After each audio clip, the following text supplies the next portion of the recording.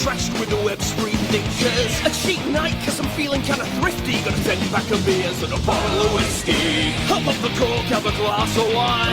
I feel safe, I'll be fine. Trouble walking in a straight line, but pour me a Pinot Noir. It's open bar with our hosts, MauLer and the Critical Drinker. All right, everyone. Hello. How's it going? Oh, welcome. Goddamn. It feels like forever since I've done one of these, but we're actually right on schedule. It's like every 2 weeks, but damn, it's been an eventful week or two for me. I've been off in fucking New York and Washington, D.C., and I didn't get stabbed or disappeared, Whoa. so I feel blessed for that, yeah. I feel like it's because of how much stuff came out, and it was like, has it been 10 years since the last open bar? I was like, no, 2 weeks. And you're like, oh. Yeah. Yeah. Jesus Christ, yeah. We're always playing catch up on open bar as well, because it's every 2 weeks, so yeah, there's quite a lot that tends to happen in between. Well, And both the finales kind of put several years on me, after seeing them, I was like, oh, all right. that is, yeah, it was something else. I mean, we'll talk about it obviously, but yeah, hail to everyone in chat. Hello to you. I hope you've missed us, but it's good to be back anyway. And I'm back in sunny Scotland, so yay! In fucking mid-October. Yeah, I'm in Wales. It's not the hugest improvement on that, you know. Yeah, you guys are kind of known for your rain and stuff, isn't it? All those mountains. I do like the rain. It's wonderful. Well, it's good then that you live in Wales. I suppose. It is. Is this just like Stockholm syndrome? You learn to love what you're entrapped by. I like to think I was just born lucky. Yeah. But yeah, look, I know, just before we bring our guests in as well, should we do a little bit of shameless plug-in for all the stuff that we've got going on? How does that sound? Sure. Before everyone gets bored and tunes out, so we should do that a little bit. MauLer, you have plushies to talk about. Well, myself and Fringy's ones are donezo now. In fact, I think they're actually starting to deliver. It was crazy fast, or at least I always remembered it taking a lot longer than that. But as promised, the Rags one is finally here. It's that launched I think a week ago, and he was kind of supposed to be a part of the set. It's just that we had a bit of an awkward, bumpy ride in terms of getting them all out. So it's a staggered release, I think, is what they would call it. But yeah, Rags' one is available. It's Rags 2.0. He's kind of different compared to the other sort of plushy designs. The way that the doggo looks, he's like lying down. And he's got himself a little detachable beer, so I figured you'd like that drink.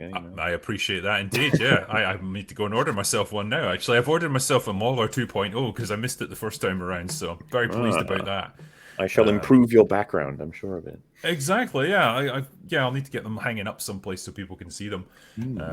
But yeah, that sounds all good, man. From my point of view, just if you'll excuse the shameless plug, because I'll do this once and I'll get it the fuck out of the way, and I won't talk about it again. But yes, I have got a short film that I've done the script for and that I'm kind of overseeing, and we've got directors and actors and all that stuff lined up, and it's going to be based in the Ryan Drake universe from my novels. So I'm pretty excited about it, and we've just launched the Kickstarter just now, and it's only been going for like a matter of minutes, and it's got like $3,500 on it already. But I am pleased by this. But if anyone is watching this and they might be interested in this and being part of this like process, you'll get to see all kinds of like behind the scenes videos about the film getting made, the actors preparing for their roles, like production updates, all that good stuff. The higher tiers as well, when it's finished, you're going to get to do like private screenings with like the directors and the actors and me. If that's your bag, if you do actually want to talk to me for whatever reason, I don't know why, but you might. All that stuff is available. The link to the Kickstarter is in the description of this. So by all means, have a look. And who knows, it's your opportunity, I guess, to be part of something kind of interesting. And the hope is that this thing does well. It will allow us to then like fund bigger and more ambitious projects moving forward, I guess, with the aim of eventually doing like full-on movies, if that's possible. And I think it'd be pretty fucking exciting to be able to do, something I've been kind of interested in for a while. So I guess we'll see how it goes. We'll do our best. But yeah, if we reach our funding goal, we will make a movie, and that's we will do our absolute best to make it the best that we can. So I guess that's my pitch so far. I know it's not amazing, but I've had a few of Pretty these. cool. I bet you're very chuffed about that, eh? It's pretty cool, isn't it? It is very cool. It's just a massive ego stroke, really. That's the only reason I'm doing this, just to make myself feel better. No, like seriously, joking aside, like I was approached by like a director and stuff who's kind of up and coming and looking to just get started in this, and you know. He had an idea for this, and I said, okay, let's write a script and then see where we go from there. And that's where we're at. We've launched the Kickstarter, and yeah, it's pretty exciting to be part of it, to see it all come together. And it's been moving pretty rapidly, actually, behind the scenes. That's one of the things I've been busy with, amongst other things. But yeah, I'm looking forward to sharing more stuff soon. But yeah, anyway, I've kept you guys waiting long enough. We've got our guests here. We should bring them in, because they're probably bored out their arses backstage. Oh, hello, mate. I couldn't believe that you guys just shamelessly plugging all your wares made me break out in a sweat. Hey! Dab that sweat away, Hey, that plushie looks amazing. Where did you get it from, incredible. It's coming soon. This is the prototype of the plushie, of the Az Hot Dog Man plushie. It's coming soon. So stay tuned. And Drinker, I still haven't got the script in the post yet. I think you've got what it takes to play something. Something. I want voice number 1. Oh, no. Voice number 4. Let's go with voice number 4. We'll see if we can get you to do a death scream or something. Yeah. There we go. Instead of It'll the be a hot Wilhelm. dog vendor or something. Yeah. Yeah. Hot dog. Right in the middle of a war zone. You're just like selling hot dogs. They don't want a hot dog, boys. Not giving a fuck. Can't be fighting a war. I'm afraid. But no, yeah, great to be back. Thank you for having us. And yes, the hot dog plushie is now a tangible thing, and it's coming soon. But it's really, really exciting news about the Ryan Drake universal moving, within the universe. So it's already up to £12,000. What the fuck? It's on £12,000. Wait, let me hit refresh. Shit, fuck. Yeah, 13,200 at the moment. No, he's on £13,200. Damn. So you've nearly hit the goal in a day. I'm definitely going to contribute towards this. Yeah, it's been out for like an hour or something. Wow.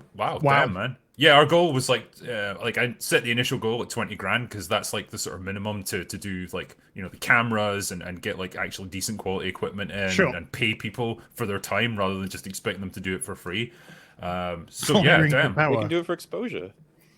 Well, true, yeah. But yeah, like we're asking people to give up a week of their lives to do all this stuff. So yeah, if we can pay them, then that would be all good. But wow, we'll see how it goes. Shit, it's climbing rapidly. I mean, it's exciting though, because we've got Drinker.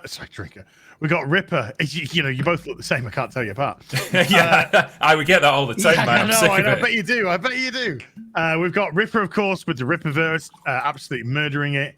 Then we got Shad with his graphic novel of his book, off at Indiegogo, Clownfish, doing theirs as well. And so now it's wonderful to see some actual, TV/movie, real life film footage from somebody within our sphere who just wants to create entertainment. So, well excited.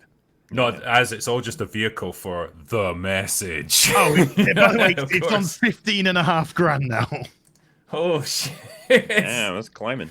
Yeah, I'm kind of scared now that I'm watching this go up. But no, it's great, and this is I guess the fantastic thing about what we do, and this platform that we're on, and the fact that we can, we have the sort of the audience, I guess, that allows us to do this stuff, and we're not like big corporations that are just shoving things down people's throats. Whether or not we can even make things depends on whether people want it, and they put their trust in us. Whether it's young Ripper with the Ripperverse, whether it's Shad with his books, and it is he's starting to get into films and stuff as well, and all that stuff. it's funded by people who are interested in what we're doing and are willing to support us. And you know, we're not going to dethrone Hollywood anytime soon, but eventually it could lead to a whole ecosystem of people doing these independent projects and getting them funded by their own audiences, and that is incredible. Like, amazing to be part of it. So yeah. Anyway, and that's my pitch over. So we've got another guest as well. We've got Disparu. So welcome on board, sir. Again, it is awesome to have you back. Hello, yes, I love the idea of people doing movies and more sort of content on their own, so kind of to continue your pitch a little bit, although I did like that you were like, I'm only going to pitch this once and then I'm going to shut up about it, on your own channel, as if anyone was going to complain about you plugging your own stuff on your own channel. Drinker. How dare you? I know, but this is the reason, like, you know, I don't do, like, paid ads, like, I don't do promotions or product tie-ins or anything like that, because I know how fucking annoying it is when I see it on other people's channels, and I don't want to subject people to that, and so I'm always wary about almost wasting people's time by doing it here. But yeah, this is kind of a special case where it's something quite special that's come up, so you know, I wanted to do it once, and then that's it kind of out of the way. So hey, we you know, but the advantages of it are like double-fold, because not only do you provide something in a sort of a realm where at the moment there really isn't that much good stuff coming out, so people can be entertained by the new content, but also one of the reasons that they're so confident in just at so low effort producing trash at the moment is because they're the only game in town. It's sort of Hollywood has complete control over everything, and so just like any other industry, competition and seeing other people do well promotes sort of everyone to try harder and do better as a whole. And I think the less we rely on one area to make this kind of stuff, the better. And so it's kind of a multi-fronted advantage on this kind of stuff.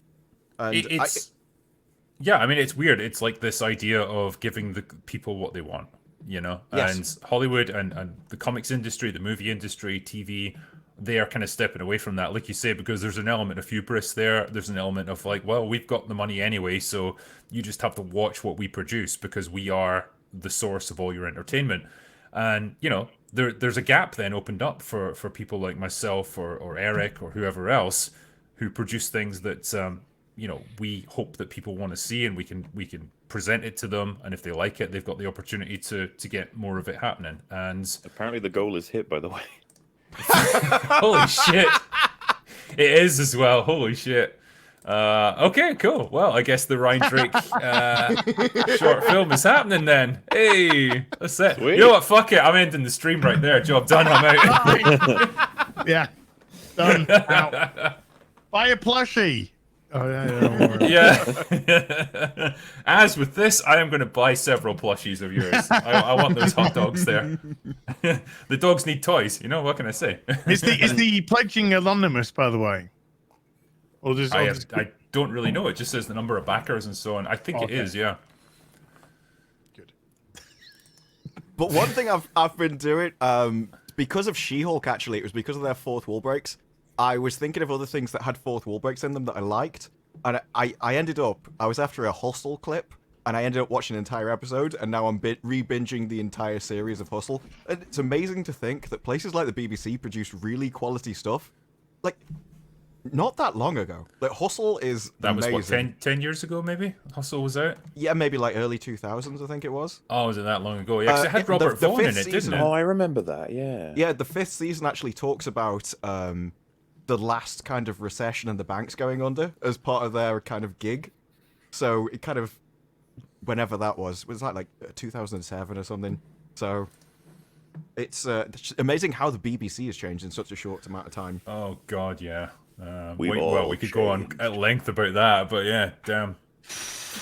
It's funny. I remember, right, not that long ago, because being an author, right, I sometimes get to go down to London and do like fancy promo gigs and all that stuff, and basically we just get free booze. That's why I'm there. But you get talking to a lot of people who are based in London, and some of them worked for the BBC that I spoke to, and yeah, one of them, a charming young lady who I was speaking to, was trying to convince me that the BBC was actually quite right wing in the views of like their senior management, their culture there and stuff. And I stifled a laugh and I said, well, you know, That's fair enough. I can't speak to the culture at the BBC. All I can go by is the programming that they've produced, and especially in recent years, and that does not seem to bear out what you're saying. Yeah, I got a friend who's in the industry, and they do a fair bit of work for the BBC. And one thing when we were discussing, the whole business with the BBC, this was probably about a year or so ago. They told me they still think they're too far right, and they need to go further left. And I was just like, I was shocked, legitimately shocked. I couldn't. I think for them, comprehend. anything to the right of Vladimir Lenin is too far right. Yeah. Anyway, I won't get into the politics of the BBC too much because that's a whole other discussion. Well, but I think if the BBC was more spread out across the country with offices in different areas, then they'd have a very different opinion. But it's a bit like Hollywood. When you're in one location, you will inevitably have only one set of ideas. Yeah. Well, a lot of their studios now are based up in Manchester, aren't they? For news and stuff like that. So, well, again, draw your own conclusions. But yeah, when you're based in London and you've got like that London bubble that people live in, because there are a lot of twats there, I'm not going to lie. That's what you think the rest of the country is like, and it's really not, But again, they I guess they operate on what they know. But hey, it's all good because the Lord of the Rings of Power has finished, and so we don't have to watch any more of it for probably several years. We'll be counting the days. That final fucking episode, man, because I didn't get a chance to watch it until the end of like my time away, and wow, it was something worth waiting for, I guess. I didn't think they could fuck it up even more than they did, but they found a way. Where do you even begin with this shit? When I was thinking about it, it's like, wow, all the stuff that we predicted just absolutely happened. Halbrand was Sauron. Who could have predicted that? Like, oh yeah, every single one of us. It's funny, when I saw talked about the most, and the most individual tweets complaining about it was Celebrimbor being educated on the basics of smithing, I think was like one of the biggest complaints. That was unbelievable. This guy who's been doing it for thousands of years, who knows more than all of, like, basically anyone who's ever smithed in all of human history combined, has to be told, like, oh yeah, certain metals combined will make a stronger alloy. Wow. Well, I tried that, but it didn't work. Well, have you tried it again, but not different? But different, yeah. It's the fact as well that they immediately bring Halbrand in on it, and it's like, wow, you should definitely work with us on this top secret project that our entire survival depends on. Random man who made a suggestion. It's like in things like Star Trek or something. When like someone who's not part of the Enterprise crew just happens to be there, and they make some crazy off the cuff suggestion based on like their almost lack of knowledge, and it turns out to be good. But that would be like Picard then saying, you should be in command of the Enterprise. Off you go, do your best. Yeah. Well, to be fair, they do that one as well, where Galadriel comes in later and she's like, don't try to force it, everybody, have a break. And then Sauron's like, don't try to force. Oh yeah. And it's like, what's happening? And it's like, we shouldn't be hammering them together in the hopes that they'll combine. We should melt them together. It's like, isn't that how you normally do it? Like, what? They said coax them, and coaxing just turned out to be dropping it into a hot load of liquid. Yeah, It's like, did you love the subtle symbolism there when they drop it in and it looks like Sauron's eye spinning around? Yeah. Oh, for fuck's sake. Well, if you guys didn't know, Sauron is actually involved in the creation of the Rings of Power, yes. And they tried to argue that in this show by having him go, yeah, like Mellum. Yep. It's so... like, okay. You know what, as well, like, Gary might be more knowledgeable about stuff like this because he's proper into his lore, but when they talk about forging the Rings of Power, right, I thought it was less about metallurgy and more about, like, magic. The actual physical metals that they're made out of is less important than the magical power they were imbued with. And so it's not so much about, like, the science of metal work and forging them together in a forge. It's like, yeah, it's a much more esoteric view of how these rings are made. But, like, here it's just straight up, no, you put them in a blast furnace and you have to combine these different metals together to make an alloy. It's like, well, the reason that's why not how it's done. The reason why Sauron can eventually take control of the rings is because the recipe that he uses to make the rings includes a magical spell which sort of gives him a backdoor access to take control of them. And what Celebrimbor doesn't realize is that when he forges the 3 elven rings on his own without him there, it's built into how you make the rings in the first place. So even though Sauron isn't around for making those rings, he can still take control of them. All of that has been blown up in this because they've made them first, and I believe they were made last. So Yeah, and they've literally gone against everything. And there's a podcast where they do like a 30 or 40 minute interview with the showrunners, and they kind of go, "Yeah, I know some people, we were a bit obvious with the Sauron reveal at first, so you." But I don't think that takes away from it. I think that actually, if you realise from the start, then you're just having a different experience than everyone else was. And then at the end, what was it they say about the rings? Oh, it was, oh yeah, well, you know, because they actually ask him, so now we know who Sauron is, surely he can't make the rest of the rings. And they went, well, he can change his shape, so maybe he'll come back as somebody else that they don't know about. And like, but if you know that Sauron's plan is to make the rings, and then someone else turns up and goes, yeah, we need to make all of these other rings, you just be like, well, that guy's Sauron. It's like, they've blown everything apart. I almost thought they were doing something kind of smart, where Galadriel is the one who suggests the forging of 3 rings, because it balances each other out and stuff, and I thought, this is actually, he's taken possession of her somehow. He's like, you know, disposed of her, knocked her out, and tied her up somewhere, and he's now in Galadriel's form, and he's there directing them to create these rings. And I thought, that's moderately smart. It's not great, but it's something. And it's like, nope, it wasn't. That was just her idea. Oh, dude, I was so After lost he when told her what his plan was, and that he if she bound to him, if she bound the light to him, he would bind power to her. Yeah. So he told her that before she then went back into the forge and went, let's make these rings of power. Oh, it's so stupid. And you talk about, like, anyone could turn up and it could be Sauron. They should know now. And it's like, no, don't worry. They won't know because she's not going to tell them anything. She won't tell them anything. Don't worry about it. They don't know he's Sauron, apart from Femron's worked it out. But the others don't. I don't see how, them. Why wouldn't she tell them? Worked it out though. Like picking up that scroll, all it means is that Halbrand probably wasn't the king in the king's line. That doesn't mean he's Sauron though, does it? He could have got out of this so easily just by saying, "Look, you know, I'm the line of kings officially died off, but like there was an illegitimate child or something, and that spawned like a whole new line, and we've kept ourselves secret all these generations because we didn't want to be hunted down and killed or whatever." That he could have just said that, and that would have like completely annihilated her suspicions. But no, he's just like, yeah, I'm Sauron, bitch. What you gonna do? Like he'd already told her he wasn't the king. So that is really funny. Yeah, I told you, and you forced me into it, and that would have been the end of it. I love that's the first thing he says too. It's like, I mean, that's what I said, but like, what? And then she jumps from that to, "You're evil. Tell me who you are." And then he's like, "Ah, you got me. I'm Sauron." I was so lost. I was like, "What? How did you figure that out?" Like, what? Ooh, got me. What was he doing on the raft again? I think. Like, can Gary someone help me? What was he planning to do? No idea. So he was Sauron. He dressed up as a guy. He was in the Southlands, and then the orcs started to gradually take over. So he was like, "Oh, I'm out of here." Gets on a ship to somewhere. The ship gets attacked by an evil creature. He ends up on a raft, and he's all scared and worried. And he's like, "Gosh, my life is weird. I'm Sauron, and I'm here now. I don't know what." Like, and then Galadriel washes up to the raft. He's like, "Wow, that's a thing." Also, I have this pouch for some reason. I don't know why. And then she recognizes me as in the line of kings because of it. Asks me to go take over this town. Whoa. What? Yeah, like, what is this chain of events that spawned all this for 1,000 years? So A, Galadriel doesn't realize there hasn't been a king in the Southlands for 1,000 years.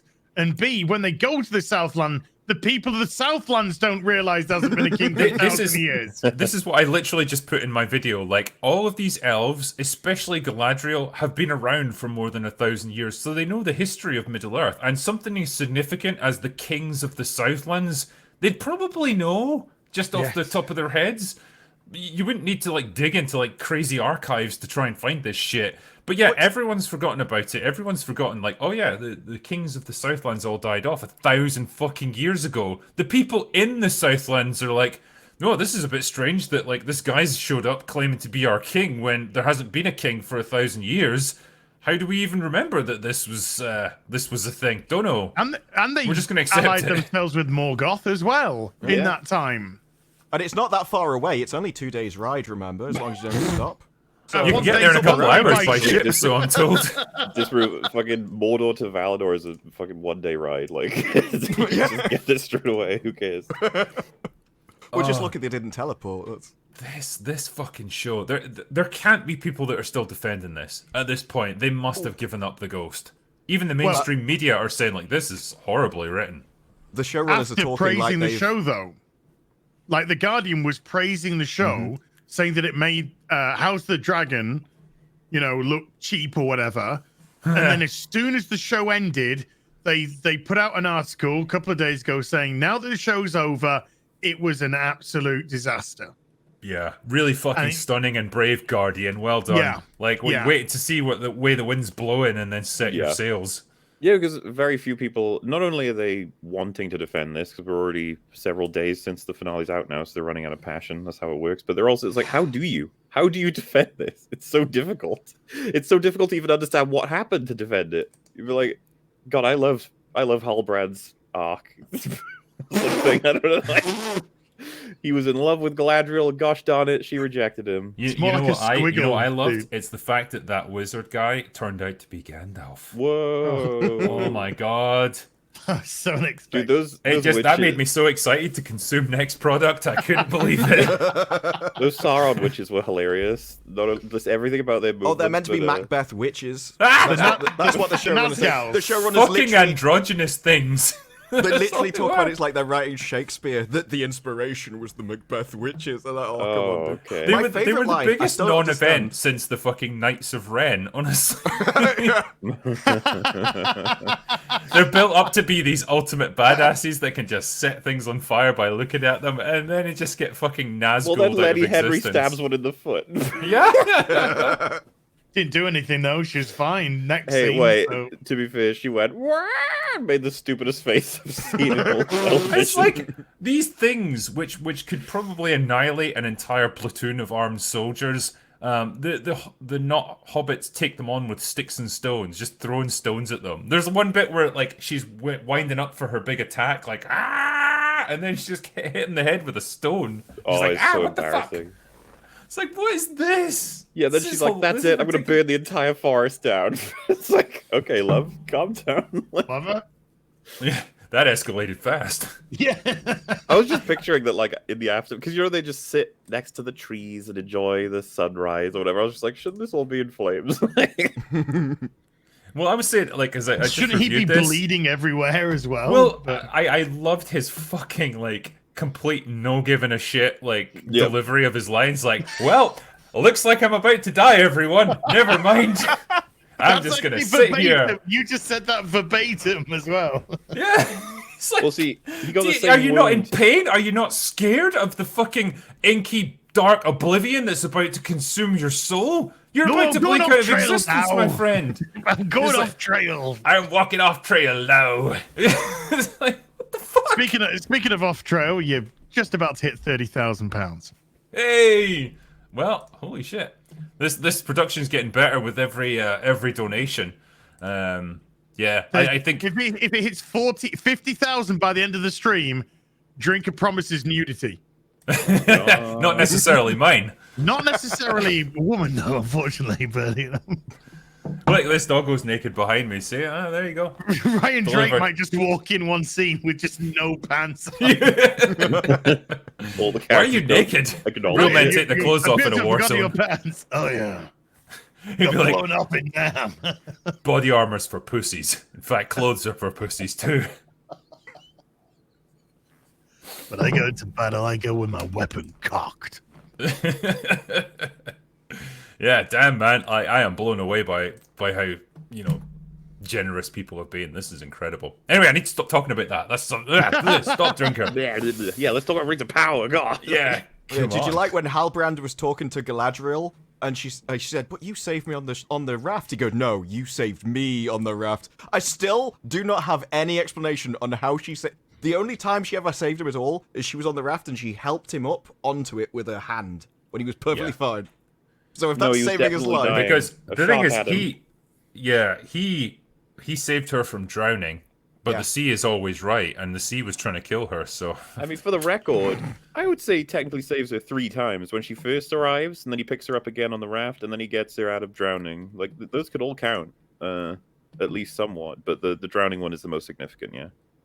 Yeah. And it's weird that because the other things I do think apply, where she's like, you convinced the queen to become the king, and blah, blah, blah. And then he was just like, I mean, you kind of did all that, you know? Like, it's like, yeah, I mean, she did. She was kind of crazy about it.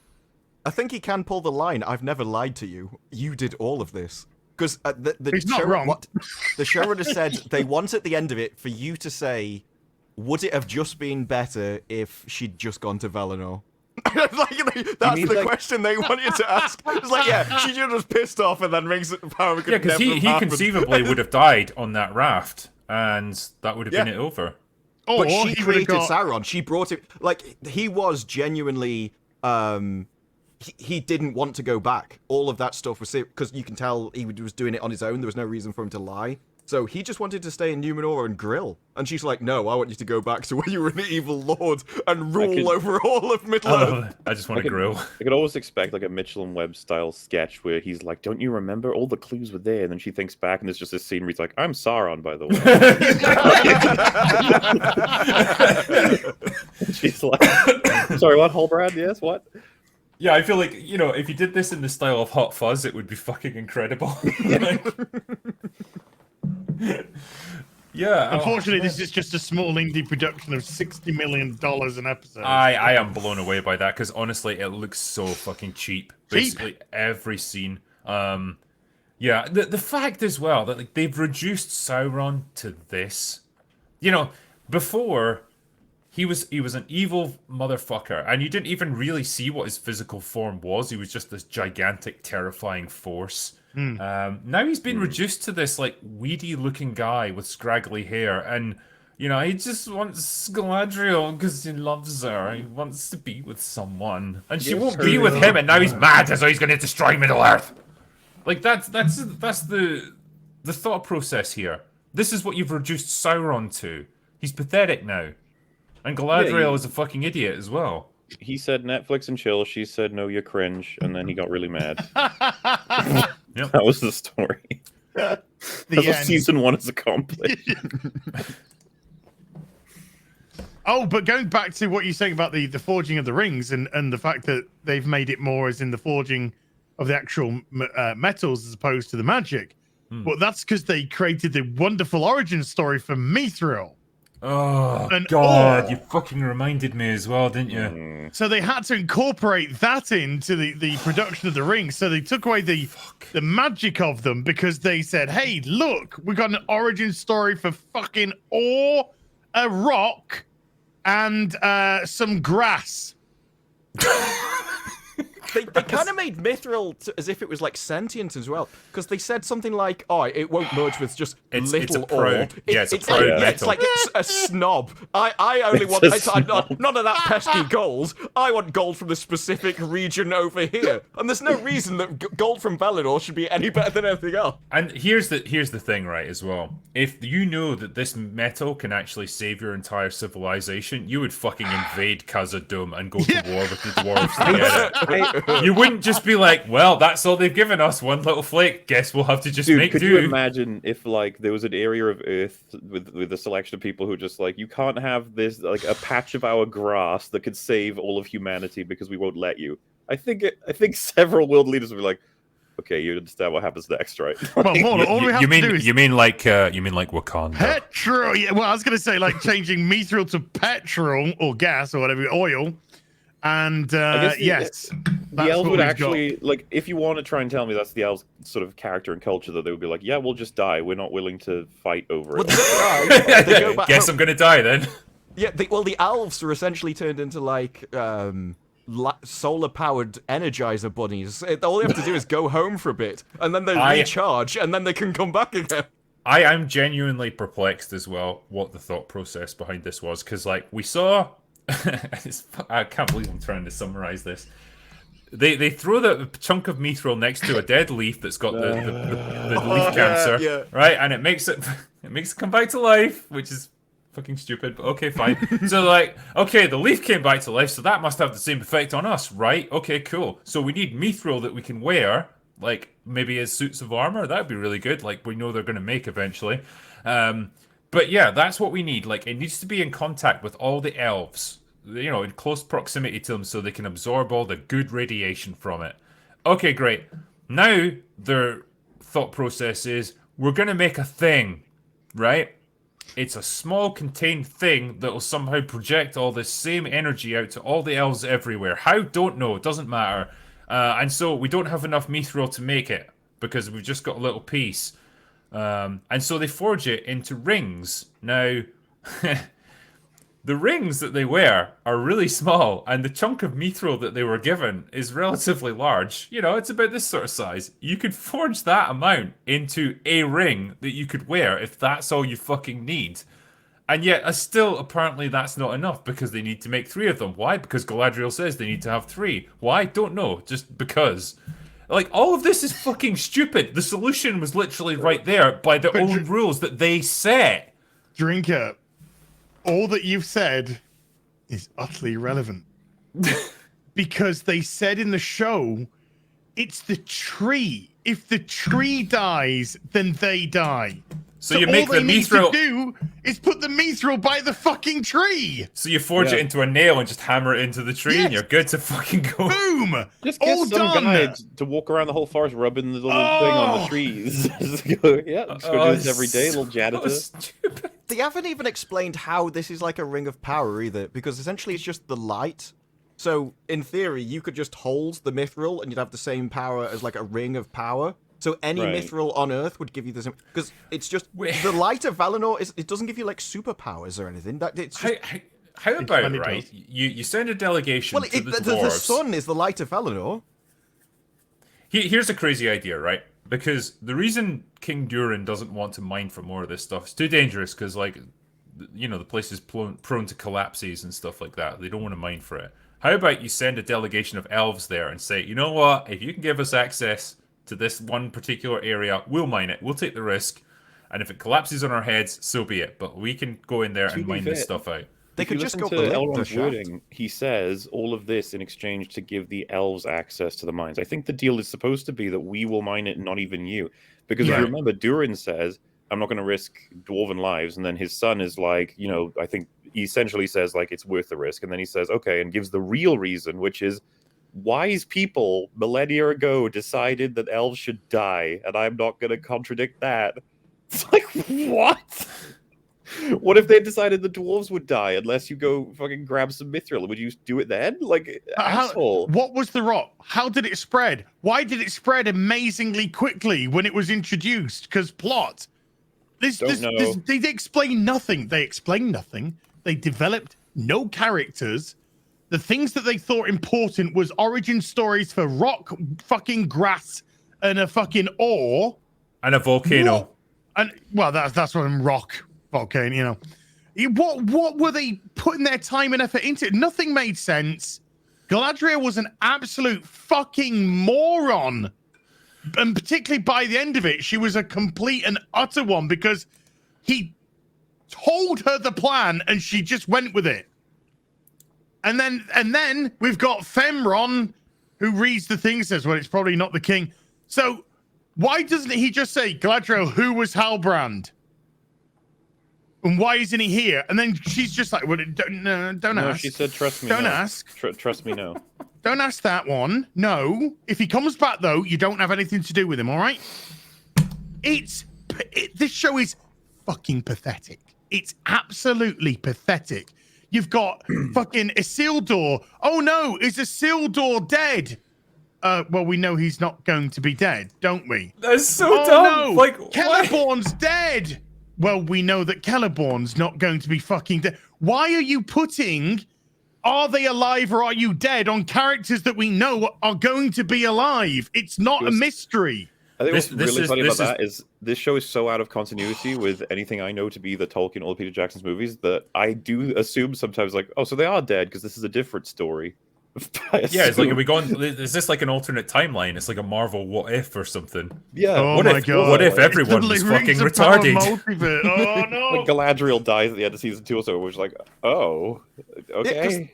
The original reason for the goo on the tree that they thought was just there's a war coming. And so it turns out this tree's been like gunking up for centuries because there's probably been wars in the nearby vicinity all the time. And like, no, this one's really serious. But what got me is when Durin like puts the thing by the leaf, that convinces them that this is really important. I'm like, but Elrond was already in there. Surely he told you that this is exactly why they needed the mithril in the first place. Yeah, it's like, didn't you believe him? No, they must have. Well, then why didn't you test it? Be like, Why didn't hey, he just show Elrond, them? He had the leaf with him. Well, look yeah, at this. Elrond, I think you're full of shit. If it works, let's toss this goopy leaf next to this rock, and then they see it, and he's like, oh shit, okay, well there you go, yeah, fine. Yeah, I mean, like, here's it. This sums it up best. It's a mystery for casuals. This is it. This is the audience that this is meant to be for. It's like people who have never read the books, who don't really know anything about even the Peter Jackson movies. They're just coming into it fresh. And so they don't know any of the lore, and so they're not going to care about the blatant like fuck ups and contradictions because they don't know any of it in the first place. Their thought process is going to be elves and battle scenes and nice fucking like landscapes to look at. That's it. That's all you get. That's who they're trying to court. But those people don't exist when it comes to shows like this because the vast majority of people who tuned in for this are Tolkien fans. They're people that have been reading the books, that have watched the movies, that know it back to front. And so when you produce garbage like this that contradicts all the stuff that these people already know, they're going to instinctively hate it because they know how little thought went into it. This is the problem. This is why there's been such enormous backlash against this. People hate it because they know how shit it is. They know how little work went into the actual writing of it. Hey, loads of work went into the special effects, I'm sure, but nothing like creatively. It's like making a Batman movie and then saying, let's make Alfred his dad. Let's make Catwoman his mum. It's soap opera. It's like that, yeah. It's soap opera writing. You hear the showrunners talk about the script, they do not think a little amount. They are so proud of it. You know when in the show something, like they say one of the like the fancy lines, they think fancy, in inverted commas lines, and you can feel the smugness coming off the screen. In the interviews, they literally called it poetic prose. That's what they think of that. And they said what we tried to do was create like a circular movement, like a ring, where what happened at the start was also mirrored at the end. And that's why they had like Finrod come back, because they think it's just one big symbolic ring in the story, and they're building all these great metaphors into it, and they're so proud of themselves. It's fucking George Lucas with that prequel quote, you know, it's like poetry, it rhymes. It's like, that's not George. The only circular rings they did was rubbing their own freaking clits. The only movement it's created is a fucking bowel movement as well. God damn. Talking about the mithril as well, like something that really just it has bothered me, and I've mentioned it on pretty much any stream that comes up with this ever since it was said. But Gil-galad, right, leader of the elves, pretty much supposed to be representative of like a paragon type character who's going to lead people where they need to be. When he's describing mithril to Elrond, he's like, it's a combination. I'm ignoring the stupid Balrog versus a knight that struck a lightning into a tree thing, okay? But when he's like, it's a combo of evil and good, and you're just like, okay, so what does that mean? It's like, it's got 4 traits, 2 good, 2 bad. The 2 good ones are pure and light. And it's like, okay, what are the bad ones? Strong and unyielding. It's like, why'd you give that to evil? That seems like good qualities, what? Wait, especially hello? if it's metal that you're going to forge into like weapons and armor and stuff. Like those are really good qualities that you want to look for. He may as well have said like, yeah, good people, you guys are chill and happy, but bad people, wow, look at them go. It's like, what are you doing, Gil-galad? Like, why would you say that? Is this trying to mirror Galadriel, where it's like, well, you know, she's you know, dangerous and stuff, but she's also strong and unyielding, and that makes a conflict within her. I don't know. It's a tempest, my friend. It's a tempest. Yeah, there's a tempest in her. I'm going to make a prediction about the mithril tree, the 4th Cimmeril tree, for some reason. The Balrog is the Balrog that's Durin's Bane. Mm-hmm. And the elf is going to be a Dar. The elf that was guarding the tree, that's going to be a Dar, I bet you. Well, it has to be, because everything has to be linked and related, because this is a soap opera. It's going to be like a ring. The start of the series is going to be the end of it again. because they have to link well, they either totally forget, but they have to link things together. So they'll be like, and then it will just make this reveal that Adar was actually the elf that was protecting the fourth Cimmeral. I think that one exemplifying that would be the Agatha all along thing, where if you're watching this with just any normie who's like watching this, enjoying it, and then that happens, they go, "Oh!" You just want to turn to and be like, "What have you learned? What?" And they're like, "Oh, because they'll just be like, a thing happened that was hinted at, and then it happened, and now I feel amazing." Halbrand was Sauron. It's like, why? It's like, well, because Well, you heard some people were saying, Adar's going to be Celeborn. And we're like, you do know that Galadriel fucking interrogated him. Like, no, she's forgotten who he is, and he's forgotten her. Face. Yeah, he's let himself go a little bit, He hasn't styled his hair recently. She's going to set him right in time for the Jackson movies, okay? Fucking hell. Have you seen, like, if any of you guys have been watching Gary's videos? I assume some of you have. The amount of quotes he throws in from like the Peter Jackson era, and you're just sad. It's like all this care and passion, and then it's just like imagine if they got that entire creative team that did Peter Jackson's Lord of the Rings trilogy and brought them back to do this. I wouldn't be in favor of it necessarily, but I think they would have done a good job of it, because their entire ethos would stay as razor sharp on the lore as we possibly can and tell the best story as we can with no politics, no like trying to infuse modern like culture or anything into it. Just tell a really good story. I think that's the only way this could have worked. I think what a lot of people can say, like, what Rings of Power has achieved is essentially a giant advertisement for those movies and the books at this point. It's like, go but it was so weird, though. Because there was that article about Peter Jackson and how, they ghosted him because they had to keep things separate from the movies. There's so many quotes from the movies which have been put into this. Yep. Turns out half of the stuff that Sauron says is stuff that Galadriel says in the movies. And it's like, what? So she doesn't even have a thought of her own? She remembers his first meeting so much because he's made that much of an impact on her that she can't stop quoting him all the time, like thousands of years later? The only dialogue that doesn't read like it was written by a 10-year-old is the stuff that they pilfered from the movies and the books. When it's stuff that's actually meant to be said by other characters thousands of years in the future, they stole that, and that's the only time it seems halfway good, because they have so little skill at writing. That's the sad thing. And you feel like they're not doing this to pay homage to it, they're doing it because they literally have no ideas on what people can say. I hate when they like recontextualize a thing that was just fine, and they're like, it was actually our character that gave them the idea. Yeah. I was just about to say that, MauLer. It's the Michael Burnham effect. It's like all this great stuff that happens in the future that other people come up with, and that, well, our character came up with it first. Yeah. And they just like copied her or him. And then all the fucking idiots on social media who can't understand the concept of time are just like, no, I think you find that like Michael Burnham did it first. All right? And she gave them the idea, and he's just like, fuck. That's who it's made. That sort of brain dead audience. That's who it's made for. Yeah.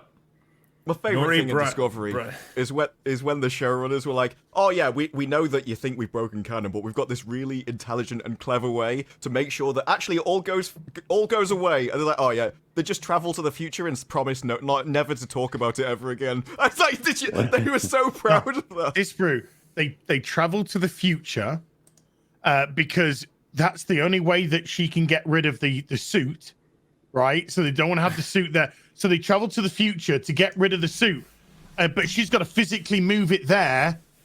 And then the other's just like, oh my God, we love Mikey so much. We're going to follow her in because like, oh my God, she's our world. And they follow in the ship. And then the very first thing that Michael Burnham does when she gets into the future is put autopilot on the fucking thing.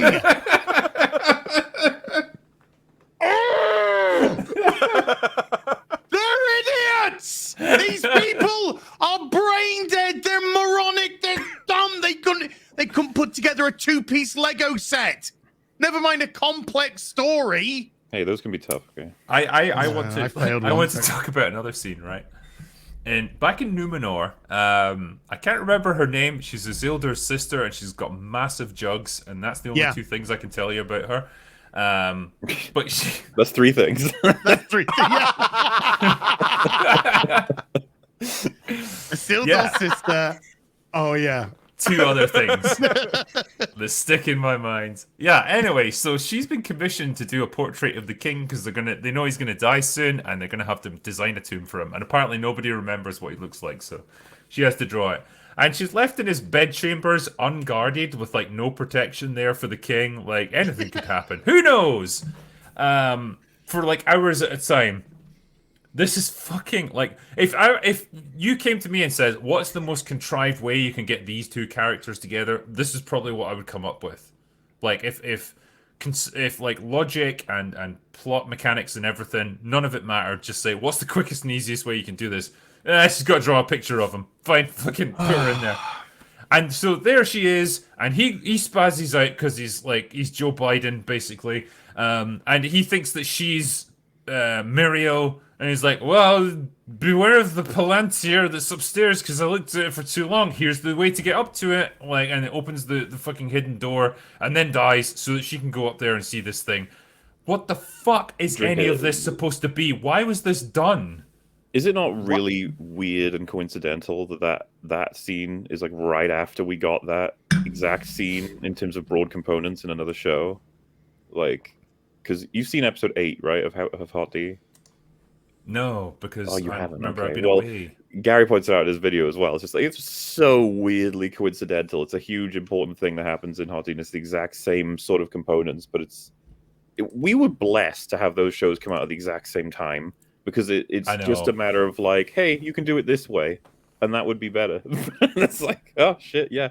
Because I completely agree with you. I was just like, so she's just gonna happen to stumble through like several contrivances all at once into the Palantir. It's like, cool. That's really I felt that was really well earned. Look at this. The Critical Doggo has fucking watched this show and it's literally died. I can't. It's too stupid for a fucking greyhound. That's what's happened.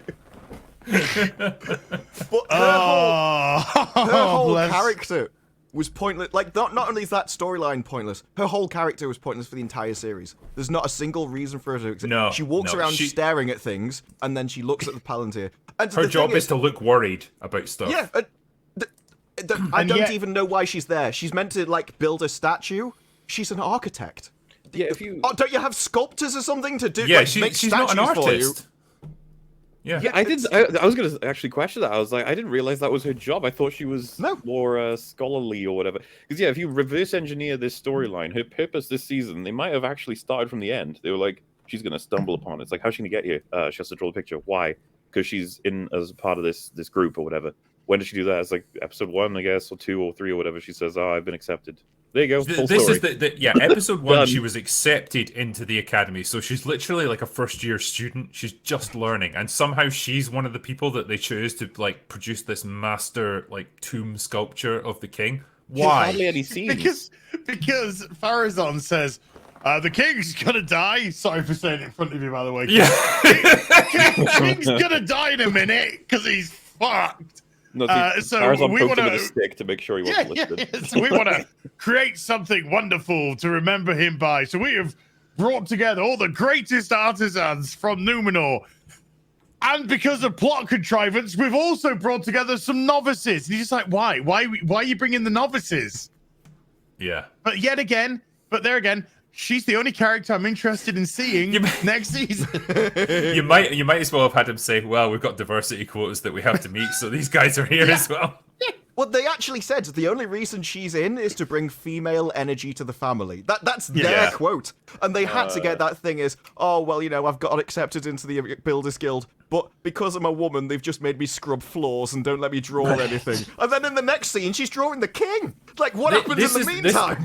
This is the prank. Like, they say that they brought her in because they wanted female energy in the family, and then they have her to do a traditionally man or masculine role of like designer, architect, and engineer, because it's like they've got to like stick it to like gender expectations and be like, see, in Numenor, women could be architects and engineers as well because women in STEM. It's like Yeah. you're not being as progressive as you think here. You've just got like a man and stuck boobs on him. That's not the same thing. Now, let's not go down that pathway. Okay. That's why I was laughing. Oh, I'm not gonna say it. Let's not go down that. Boobs. I can't ignore them. Like they're just huge. And No, it's like, I know. No, I only say it because Sorry, like because basically every other like actress in this has got the body of like a fucking 10-year-old boy. Like they've got this weird skinny androgynous look about them, and it's like finally you have a woman who actually looks like a woman. And you're like, well, I've got to pay attention, you know. looks like a woman. I absolutely agree.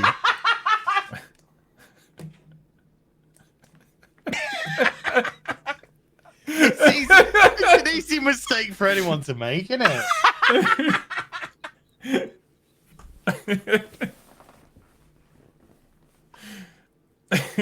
Kill everybody soon. So anyway, We're done. da, da, da, da, da, da, da. It could happen to anyone on the best day. Twice. Maybe even 3 times. We're not. Oh, There In goes 1 my- week.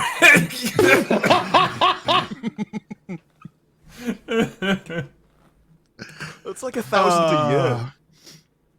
Hey, Oh, look, Jesus. dude. I don't No, think it she's was probably going to get a 150. lot of work judging by that performance in the Yeah. show. Why don't you get her onto the right? Can try and get her down to the Ryan Drake set. There's Well, she was only in the show for like 10 minutes. I don't even remember anything about her. well, there's an OnlyFans career waiting for her. You know, I think she'll be fun. Anyway, but yeah, that was my curiosity about that scene. How well, Az is dead. We've killed him. He's gonna be invisible for the next 45 seconds probably. Get it out the system, old boy. Go on, lad. Come back smoking. Yeah. I was gonna say hair all messed up, but yeah. So she Yeah, well, portions. you know, once upon a time, maybe. Yeah. But yeah, fuck. I mean, I had to broach that question about that whole like moment with the character because it feels like that's the only thing they could think to do with her, and it's clearly like we don't even know where this is going to lead. We'll figure it out in season 2. She I don't goes know and if they've done sees. this deliberately, but her name is Yaren, which translates to Daughter of the Sea, and obviously the sea is always right. So they've literally made a character which can never be wrong in the show. So anything she suggests Yeah. will always be right. Hey, we've addressed this, okay? When it drowns people, is it still correct? Like My Galadriel's daughter's wife? Well, always- hopefully she Yeah, like says his we wife, should yeah. we should never listen to anything Galadriel says from this point onwards. Like, well, the sea is always right. Yeah, her mom drowned and they called her Daughter of the Sea. That's cruel. Rip. Was it you, Az, who said this on Friday Night Tights? It was like, the sea is always right. And then it's like the next scene, Elendil going, my wife drowned. Yes. Hey, They maybe the have- sea had a point, you know? They have this moment where Isildur's talking to Galadriel, and then his dad comes up, Elendil comes up, and he buggers off. And then Galadriel just says to him, what happened to his mother? And he just turns around and goes, she drowned. And then he walks off and he's like, wait a minute, isn't the sea always right? You know, the sea was like, sorry about that one, but okay? Like, What? she was gonna be evil. I had to stop it. Her sandwiches were not up to mustard. She drowned. Is that what sea like, is always you right. fall off the boat and all the people are like, no, I can't touch you, mate. You're in the sea now. And you don't see what happens Sea's to always you. right. You either get washed up on shore or that's it. Well, we're not going to interfere. They're like clinging to the boat. They're trying to knock them off. And in that, is it the first or the second? Well, it'd be the second episode because it had new and all. They were literally just like looking at the sea and screaming like, "The sea is always right," as if it was some sort of ceremonial thing that they did. Never did it again. Yeah, And they made a big deal it out of has no Why? context, and it's never reflected in what happens in the show. There's never a moment where someone's like you say, they maybe have an opportunity to help someone or whatever, and they back off because they say, well, the sea will decide because the sea is always right. It never happens. It's just this pointless moment that comes and goes, and then it's never remarked on again. I mean, Elandil does say I should have left that elf in the sea. That was my favourite line of the show. Yeah. He's actually right. He probably should In have. the next scene, he changes his mind, but for that one scene, I was like, good. But there's no consistency with that, because why did Halbrand save Galadriel as well? And the only way that they could explain it was just to have him mirror what she said. But you saved me, and then he's like, "No, you saved me first." What? Oh It's no, like they say poetry that. as it rhymes. Their whole They say life that is a mirrors circle Tolkien. together. The whole relationship is a circle of saving each other. You see, like a ring. It's just circle jerk. When she said that, I think when we were on EFAB, I was like, I'm getting big old vibes, or like the classic line from Vader at this point. It's like, you've come to destroy me. And you're like, no wait, no wait. We were going backwards. Yeah. No, you landed here after him. It's like, no. This is on par with the whole Wanda exchange in WandaVision, where it's like you're a monster and you've taken a town hostage. A monster, eh? I'm not the one pointing guns. Yeah. We're pointing them at you because No, you're just of that. You're the one with the thousands of hostages. That's why the guns are pointed at you.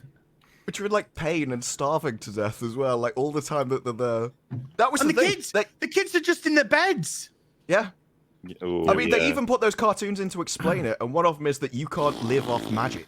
And so no matter how much food you eat, you will always be starving until you eventually die. Like, that's horrific. But they put that in and just like, no, you just gotta forget that.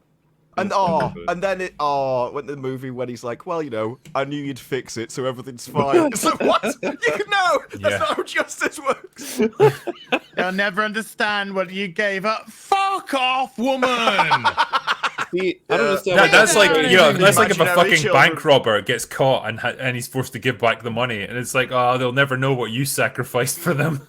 I still don't Things right, understand this how is the awful. It wasn't children... yours to Things take right. in the first place, you dick. I still don't understand Exactly. how the children exist in other universes unless Vision is a human in them, because they were made from him and he never even appears. So is But he they in couldn't the other afford Paul universes? Bettany for that movie, I suppose. So like, Yes. he isn't a thing. But yeah, I just realized now Thanos could have defeated Doctor Strange instantly if he just said, "Oh, I'll put it all back later. Don't worry about it. I'll be fine." Or he could have punched his way out of like the Disney Plus window and just Oh gone yeah, to that'd have Kevin. been a good plan. Well, here's a suggestion. Should we segue neatly into talking about She-Hulk since you brought it up? Sure. 'Cause What it's- episodes are we talking about? 8, 9? Or... I mean, I feel like we could probably devote an entire like episode of Open Bar just to the finale. Yeah.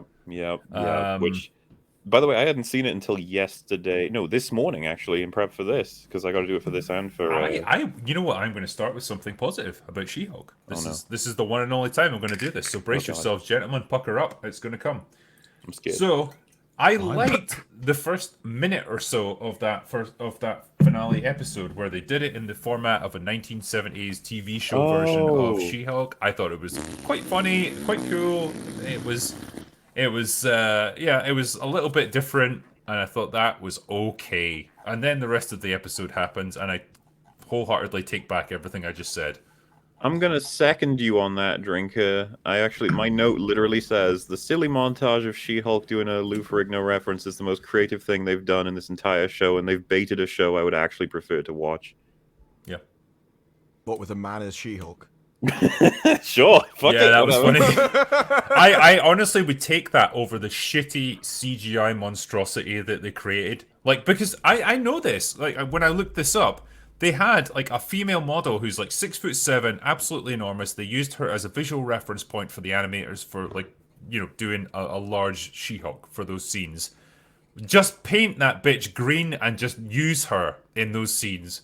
Or at the very worst case scenario, CGI Tatiana Maslany's face onto hers so that you can have it look visually similar. That's all you need. But instead, we got the rest of this garbage that we ended up with. I wasn't sure about that scene, whether they were meant to be trying to do a homage to it, to be like, well, this is good, and we're just imitating it. Or whether they're like, look how far we've come. This is how bad it used to be, and compare it to us, we're so much better. Whereas I we're think like, they were yeah, that's mocking- how much better it You- was back then. It was funny and it was like kind of engaging and endearing and I was like gonna say, nostalgic. you're probably correct because they do reference it a little bit later again when the narrator starts talking again, and she goes, "Whoa, we're not doing that. We're not that far off the rails." It's like, Yeah, with the race. Yeah. No, The I only- totally the- Greta Thunberg that. I was like, how dare you? you at should least Harry they didn't Potter actually it. How have- dare you they- stood where they stood? You sort of take thing. that show's name out of your mouth. At least they Because I didn't might actually come up have as- Lou Ferrigno come in or anything like that. So there's something. That would have been more interesting, but he's a man, so that's male energy. So no. He's toxic, yeah. The only other moment, because I want to start on this positive note. The only other bit that I thought was kind of cool was when they jumped it out to like the the Disney Plus home screen where she like bursts out of her own area and like goes into someone else. That was kind of cool, I guess. In some ways, it was a little bit like inventive. Because I'm sure there was I idiots out agree there on who are that like, one. "Oh my god, what happened to my Disney Plus?" You know, bro. yeah. I'm gonna leave you on an island on that one. I thought that was okay. I thought, Drinker. I thought this is canon. I This thought is this is MCU desperate. canon. If I divorced myself from everything else that happens in the episode and I just had those two little moments, those were okay. But the rest of it, just absolute pure garbage. I'm sorry, but if I was walking down the street and She-Hulk walked past me, I'd at least have a question.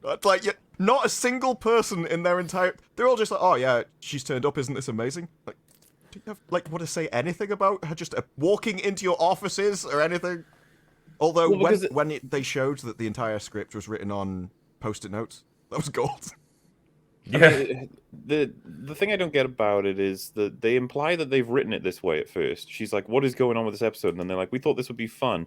I thought at first they were referring to the fact that she breaks the fourth wall and comes and talks to them because they're so chill about it, like as if it's planned. But are we supposed to assume no? They're talking about the actual intentions of the episode and that her turning up here is actually unplanned. In which case, why aren't they like, "Holy fucking shit! One of our characters has jumped out of the screen and is trying to kill us." Yeah, like if I was in the middle of writing a novel and like one of the characters just kicked the door in and like walked into my office, yeah, I'd be quite shocked. And I'd They all have quite a seem to few be chill. questions They're for just them. they're like, "Oh, hey, She-Hulk, what's up?" And it's like, what? So yeah, if it's all planned, if they've written it so that this happens in this story, that's why they're so chill about it, then she didn't control anything, ever. All of it was written to be that way already.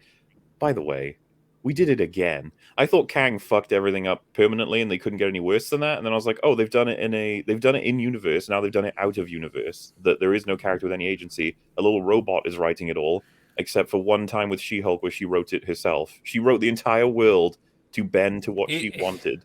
Is about any Kang? of this actually meant to be canon within the MCU, or does this just exist within its own Yes. MCU? No. or, Canon, yeah. like, Yeah, because She-Hulk she universe?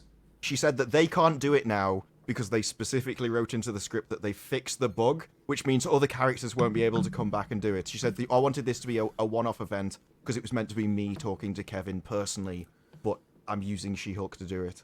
And it's am like, the thing why- is, if why there's a do bug in this? our reality, that means we are the creation one. The Marvel universe is the real one, and we're like the fake one. But because why we like the also computer why generated. also do it this weird like half and half situation where like okay the entire She-Hulk writing team are there, like they're kind of represented on screen, but then there's also this ridiculous like fucking Kevin cyborg artificial intelligence who runs it all. Why not just actually have Kevin Feige in his office and she talks to him?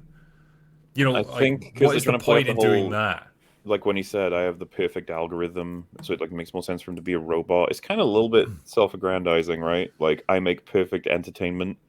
And then he says, some Well- are better than others, which the internet can decide. It's I guess what they're trying to acknowledge is like, yep, the MCU is formulaic and a lot of our movies just do the same fucking I thing don't- with different characters. I don't want to give them points for lampshading that hard. They basically like go through. You know what? Actually, I'm gonna go as far as saying fuck them for making fun of the CGI artist shit. That was in poor taste, especially after everything that's happened. They should have removed that. Yeah. Being like, oh, wait until the camera goes off you because the CG people are currently working on something else. And it's like, oh, it'll be cheaper this way. It's like, fuck you guys. What are you doing? Yeah. Like the people who deserve the least criticism out of all this, like, yeah. The Right after animators Taika who are, like- Waititi shitting all over him too. It's like, what are you doing? Yeah. I actually got the opportunity to talk to like a CGI animator who works for the like one of the subcontractors of Marvel, and they were like, yeah, everyone's fucking spirits just absolutely died when they saw that video of Taika shitting all over Yeah, like, work that their comrades had done. Because yeah, like they did their best. Usually, like they were given ridiculous timescales, and they were asked to do like multiple revisions, which again, like divided up their time more and more. and he's a bloody director. He's responsible for everything. Like that's how it Yeah. should work, and you should treat it that way. He should be like, well, you know, the teams. If he really wanted to comment on it, which he just should have not done in the first place, he should have been like, you know, this is a tough job. The timeline on Marvel is getting shorter and shorter. The turnaround, you know, these artists work really hard, and as much as this may not be convincing, I think they did a really good job considering the time they had. Like if he'd said that, everyone would be like, oh, cool, that's nice of him. Yeah, it's Well, like that was an Waititi, though. edited- Zero fucks given. He's just there to like party Yeah. and have fun and like fuck everyone else. Yeah, fuck that was is, an edited video. It could have easily been cut, but he, like the rest of the show, he thought that comment was funny. He had no idea. And his only improvement for it was like, I think it needs more bloom. So he doesn't even know anything about the industry. He's like criticizing it, but he had no like idea for improvements and stuff.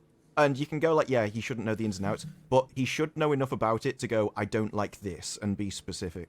Not just, I think light should radiate off it.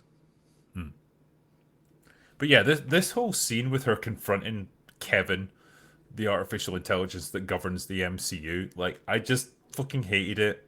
Like whether you want to draw these conclusions that it's trying to be self-referential of either self-aggrandizing that like we've constructed the perfect like scientifically constructed like format for doing movies, or whether they're actually taking the piss out of like how kind of formulaic and corporatized their films have become. Either way, it's like you haven't really crossed any boundaries here. Like you've still got that separation between this fictional world that you're creating for this show to exist in this meta universe and the actual real nuts and bolts of what Marvel does behind the scenes.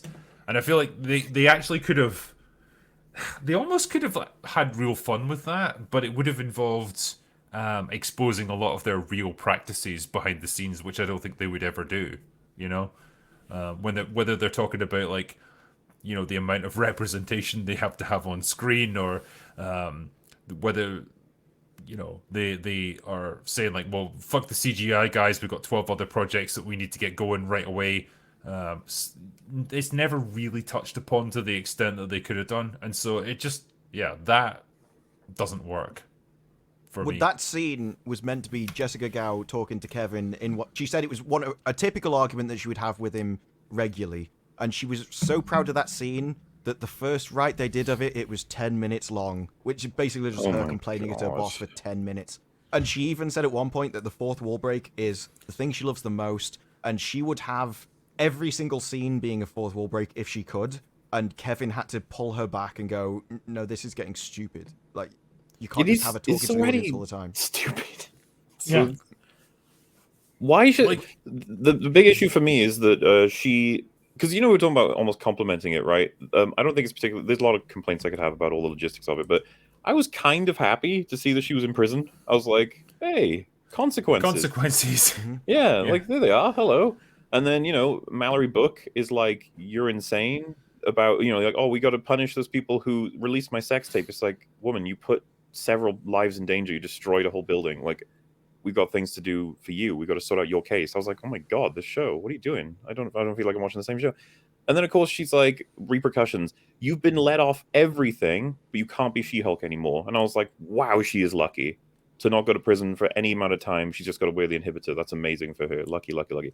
But then the show's like, oh, so sad, you know? Oh, it's so mean. And then she's like, oh, this is like a low point, but it doesn't feel deserved. And I'm just like, okay. And then she climbs out of her own universe to make everybody in the universe forget that she did anything bad, to put all the bad guys. I can't believe she wrote it so that Emil goes back to prison instead of just writing it so that Emil's a good person. Because he's got to he take actually tries responsibility for his actions. He actually tries to protect her during that climactic He does. battle scene. Yeah. It's like picking her up, pulling her out of harm's way. It's like, doesn't that demonstrate that he's a good guy? And like, you know, he shouldn't really be punished for this stuff.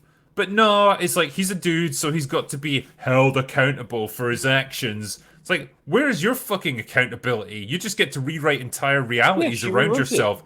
to fucking fix your own narcissistic personality. She says at the end, and I was watching it with Rags, and I was like, I legitimately don't actually understand if this is like intentional or not. She says, if you harm people, like I'm coming for you, and you will be held accountable for like you will get the consequences of your actions. Like you literally did that to people. You had consequences, and then you erased them because you didn't like them. Like you are the person you're talking what the show about. meant was, if you harm people and you're a man, I'm coming for you. Yeah. But like, it's if, worse than that. Absolutely They brain mean- dead. They mean the criticism to the show. That's Yes. who she's. That's a message to people outside. Because this entire last episode was about accountability and responsibility for everyone that's not her. But that message right at the end was at people that didn't like the show. yeah, They had and censorship on the show. You imagine criticize that. the show, I'm coming for you. Well, here's an article that pretty much describes this entire mentality perfectly. Just allow me to show you. Right. Okay.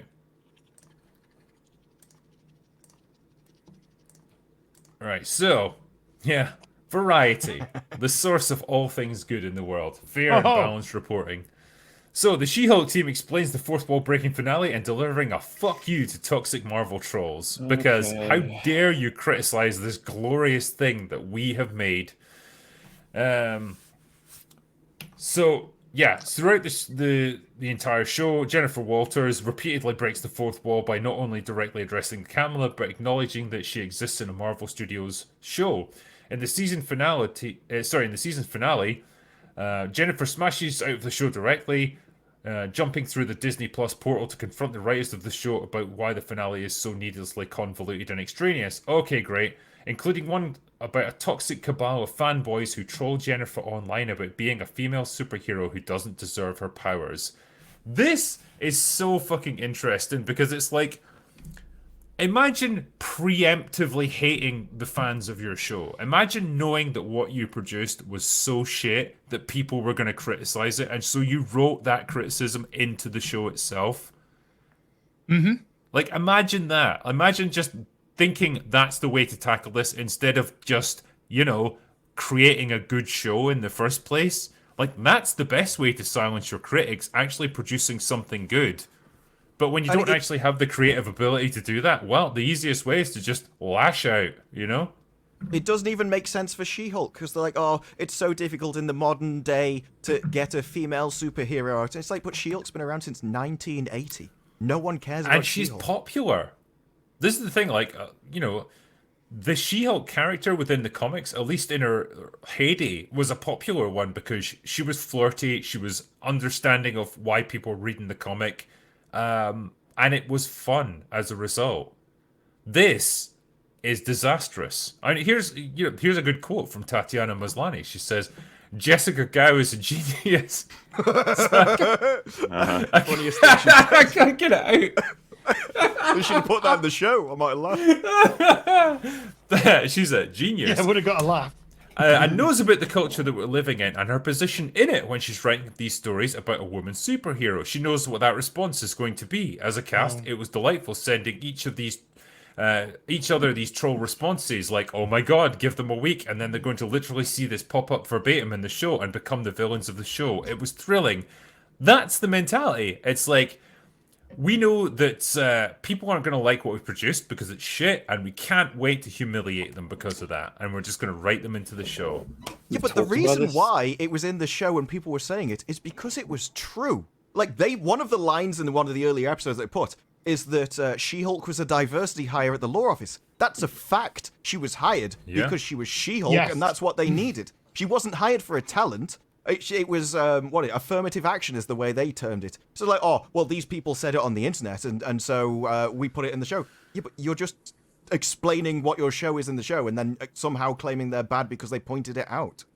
And this whole expectation of like women get this response, just like, so Marvel, you're the guys who didn't realize it was possible until DC did it with Wonder Woman. And where was like the internet troll? Where were the comments from Wonder Woman in the film? When she was in World War I, where were the comments being like, I already know people are gonna hate me. Toxic men online, like I'm gonna get you. It's like nope. They just told a story. People really liked it, and then Marvel were like, "Oh shit, we can put women in movies." I didn't realize. Okay, Well, we'll try in that the now. early days of the Avengers, like, where was the criticism of Black Widow? Where were people saying, like, oh god, I hate this character, she's so fucking annoying? Like, no, she was cool and people liked her. Where was the It criticism of Wanda back in the feels day? self-fulfilling. Like we're gonna get ahead of it. Do you remember that character? God, this triggered the fuck out of me because I was just like, "You serious? We've gotten to this point." There's a character in the Evil Men meeting who says, "It's not that she's female. It's that I've got lots of criticisms of a character that I would even if she was a guy." They present that as though it's like a Yeah. sexist comment. I was like, if you have a character say, "You know what? 2 + 2 is 4." Wow, look, the evil guy said that. And it's like, what are you doing? It reminds me of Stormfront, right? Where she's like critical of the script in The Boys season 2, and it's like, why are you making the Nazi the one that does that? What is this? I don't understand. Surely that's something they would want. And it's funny because I'm sitting there like, oh, that's kind of, I'm sure I've said something like that in the past. It's like, yeah, because I am hypercritical of the male characters when they fuck up. Like, I just did the video about Doctor Strange. My section on him was like 40 minutes of just ripping into every decision he's made in Phase 4. Well, here's another one, another quote here. There's so much resistance to a woman just existing in that space of superheroes. There's always going to be that. I sort of anticipated. That's why I feel it's important. There's such an entitlement to space held by certain people, and to even exist as She-Hulk is like a fuck you, and I love that. Wow, like in present day, you know, having a female superhero leading your story, wow, in Marvel, that's a fucking like revolution, isn't it? Like basically every fucking movie is about that at this point. Every TV show is about that. Like how is that? This is How is that some intersectionality. brave new act? That's like these fucking celebrities that go online now, and be like, oh, I think Donald Trump's an asshole. Wow, that's fucking stunning and brave at this point, isn't it? It's like literally what every celebrity said for the past 6 years. You ain't changing the world with this shit, and you ain't taking any risks with it. And so many people have been dunking on the show for just like, so Intelligentsia's grand plan was putting up a sex tape and saying she's a slut. Like, oh. But that's what the show made her, though. Mm-hmm. The show even calls her a slut. I mean, you gave them the ammunition; they just fired Yes. it. Like, Yes, I don't- you had her fuck 3 guys in 4 episodes. All I of don't them know one why night stands.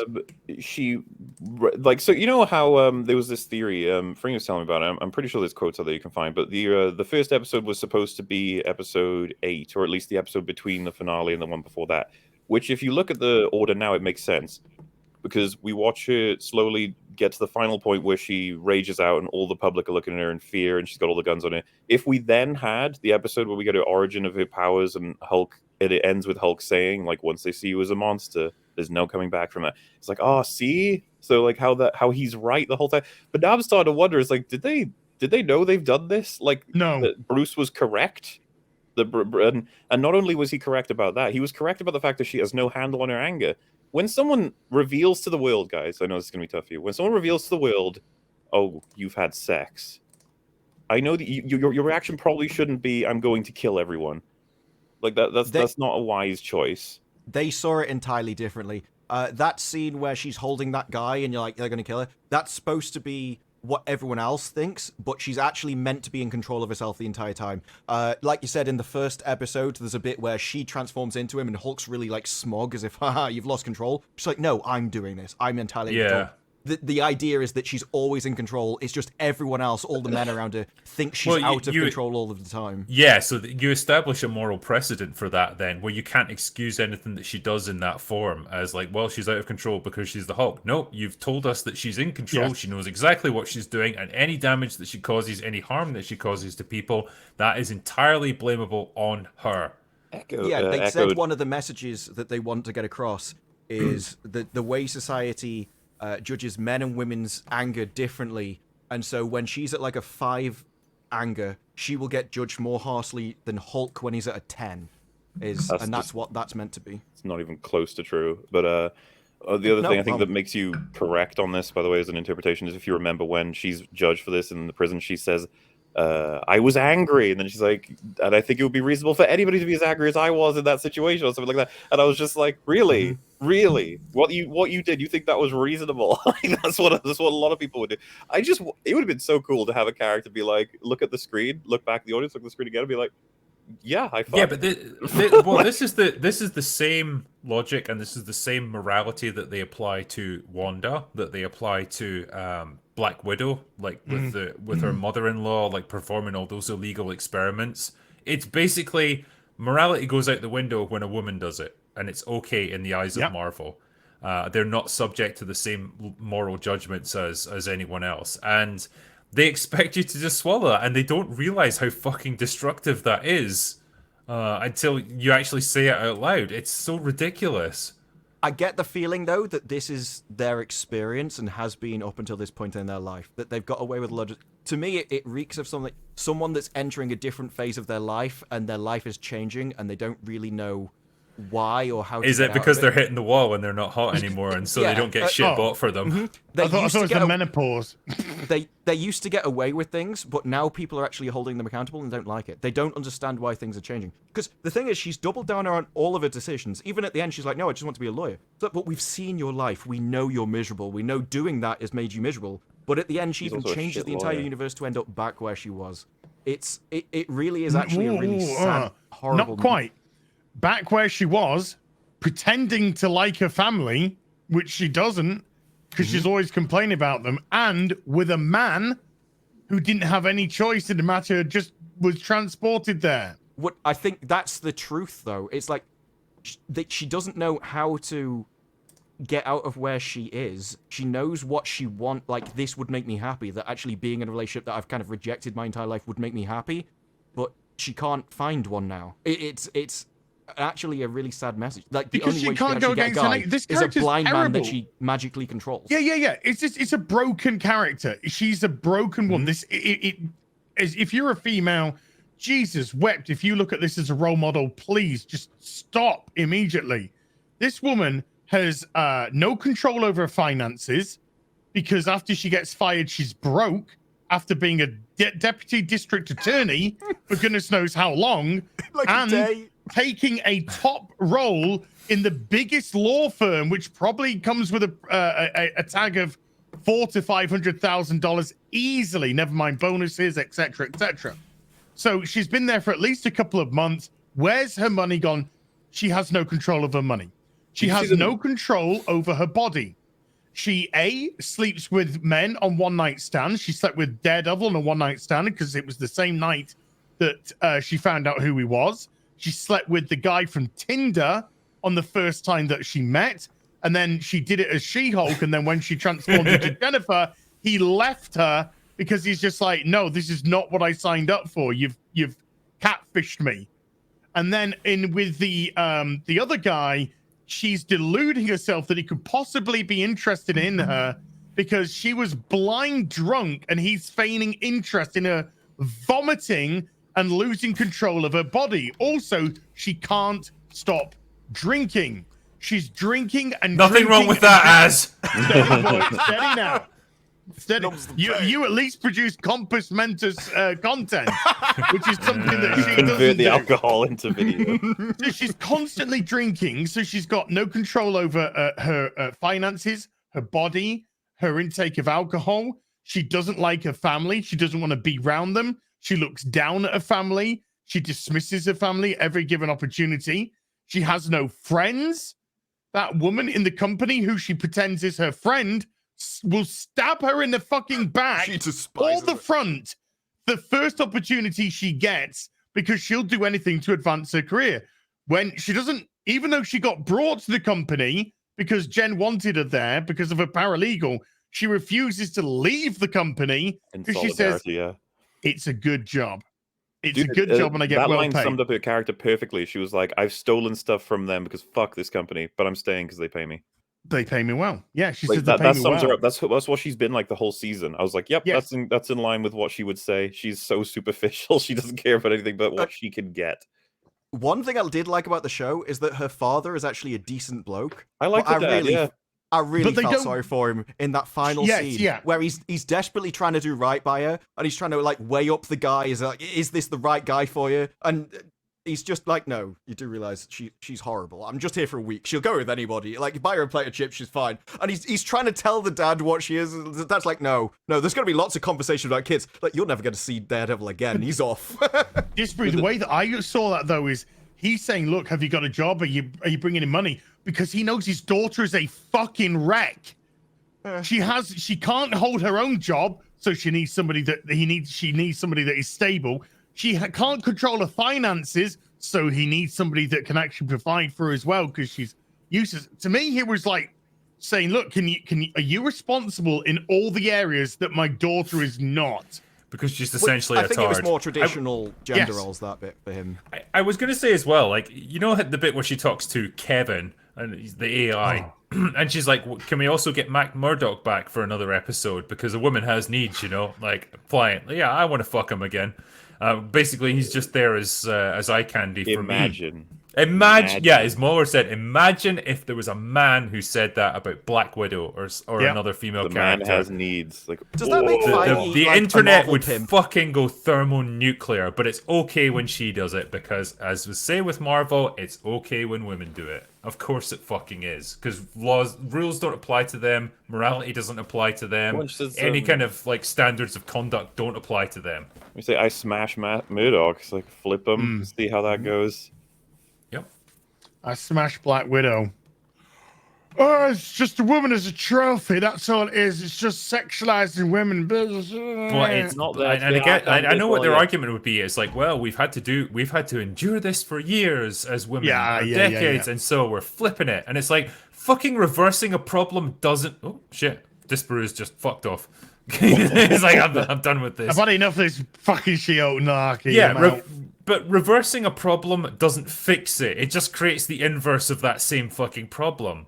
Well, It's the like argument- you're basically saying to women, it's like, yeah, you can objectify men, you can just treat them as like fucking human dildos. It doesn't matter You can't because like you don't have to respect them. It's like, well, how is that okay?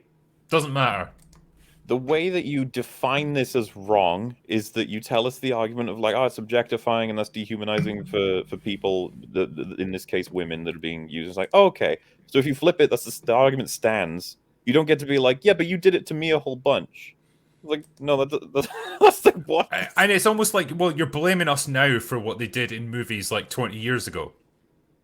How's that We fucking didn't our make the problem? How's movies! that our fault? Yes. Why do we have to be held accountable for And to shit be that other fair- people did? To be fair, Drigger, I'm pretty sure the four of us probably agree on this, but like, I'm fine with men and women being, Absolutely. Yes. enjoyed for their bodies. Like, okay, You know what? sure. Like, well, you get all these Marvel movies where the guys get their tops off, and clearly they've spent months at the gym. They're showing Yeah, off my- that hard work. But like, why not do that with women? Like, if they're My- in good shape, show a bit of flesh. My It's preference okay. is that you have actors that are on board with it and mature adults making this. That's what we want. Just leave it like that. It's all good. It's fine. Yeah. But if you're gonna be like, we can't be having women, we can't have ass shots anymore because that's evil. Then you like literally rip off the tops of bed all the time. I'm just like, I'm confused. I just I don't mean, get it. Well, Wheel of Time hit a full middle of ground where there was lots of nudity, but it was all for women who were like 40 to 45 plus. So they were like, "We'll show it you, but you're not gonna like it." Yeah, it's like a topless beach basically anywhere in Europe. It's like the people that get topless are the ones that you absolutely don't want to see. well, I'm pretty sure Salma Hayek is over 45, and I'll be more than happy to see her topless. so. Jennifer Connelly in Top Gun Maverick. Holy shit, man, Oh. she's still got it. Damn, she's like 50 odd. Yeah, she's still okay. Isn't Yeah, that it can still be Paul done. Bethany's wife? I don't know who she's married to actually. I think it's Paul. Hopefully guys- no one. Something I Well, found out was kind of crazy. You know, She-Hulk's paralegal friend. She's like, I'm pretty sure she's married to Jim Carrey. Really? Really? How is she so unfunny? You got to balance it out, okay? Yeah, it's like Opposites he's like attract. just cracking jokes day and night, and she's like this black hole of humor, like just sucks it all Just in. Like, absorbing it all. In all Like, fairness, I she's kid you just not, reading that- the script, so you know. yeah, maybe she's funny as fuck in real life, and like they just gave her this absolutely like one-dimensional disaster of a character to play. But holy fuck, like that's Jen's one and only friend in the world, and she's like the person you would least want to hang out with out of anyone in this show. I just I mean, I she was is waiting for a awful. character to call out her bullshit. The friend, we didn't get it by the end of the season because I don't think the writers are aware. But she's only all of her dialogue is centered around how much she can get things that she enjoys. It's Yep. never really about anything else. I think that's the writers projecting. I honestly think that's like a bit of their own mentality coming through. It's like, well, who cares if no one respects us? Who cares if we're producing garbage or we don't actually have a purpose here? We get nice stuff. We get to have a lots of show. money. You don't. It's like, Wait, wow. Jen getting the lawyer's office was them in Hollywood, surely. Like, literally, it was affirmative action to get them in there, and it made them feel horrible and miserable, and they didn't like it. It made them resent the other people in the office which had worked for that position, and then they went in and said, yeah, but look, we get a big office, we get a chair, there's a free food over there, and we get paid a lot. And Jen's like, yeah, okay. You say all that, by the way. You know, you were making fun of them for having the whatever setup they had in the writers' room when they came in. I don't even believe that's how they write those episodes in that room. Because when you have, it reminds me of like, I don't know if you guys ever saw like pictures of when the classic Simpsons was written by this like ragtag team in this writers' room. It was a creative like volcano, pretty much. It was just all of them bouncing off each other. Conan O'Brien was a part of it as well. It's just really, really good group of people to get the funniest shit out as fast as possible. When you see like when I see what they did there, I was like, you trying to come across as though you guys brainstorm? Because I just don't believe you. We're watching these episodes, like, come on. Like they're coming up with ideas and they try to bounce off each other. They walk on their laptops. I'm just like, no, come on. You guys crap these out in minutes. Like you don't know what's going on. I think what they need to do is like portray that writing staff like all women at some cocktail bar, like absolutely panicking and shitting themselves. Like, oh my god, we've got 5 minutes to come up with the plot of like 10 episodes for this. Yeah, they think it's go. normal What to can we come to do? work at a bar. Like they think that's and for any man to come and talk to you would be rude. Like when you're working in a bar. They said for the plot, they mined the gossip of their lives and all the little funny stories they had about their own lives. That's what you do when you don't have any imagination. You see, you just like mine what you've already seen and done. Like that's what you have to use. Like when you imagine the ability to like project yourself outside of your own direct experiences. It's like I'm going to imagine my character living in a different place and doing different things from the things that I've done. That's crazy, but that requires imagination. Like it's like none of the people involved in this show have any of that. That's why like you get these ridiculous episodes where it's like Jen goes dress shopping, Jen goes to a wedding, Jen does online dating.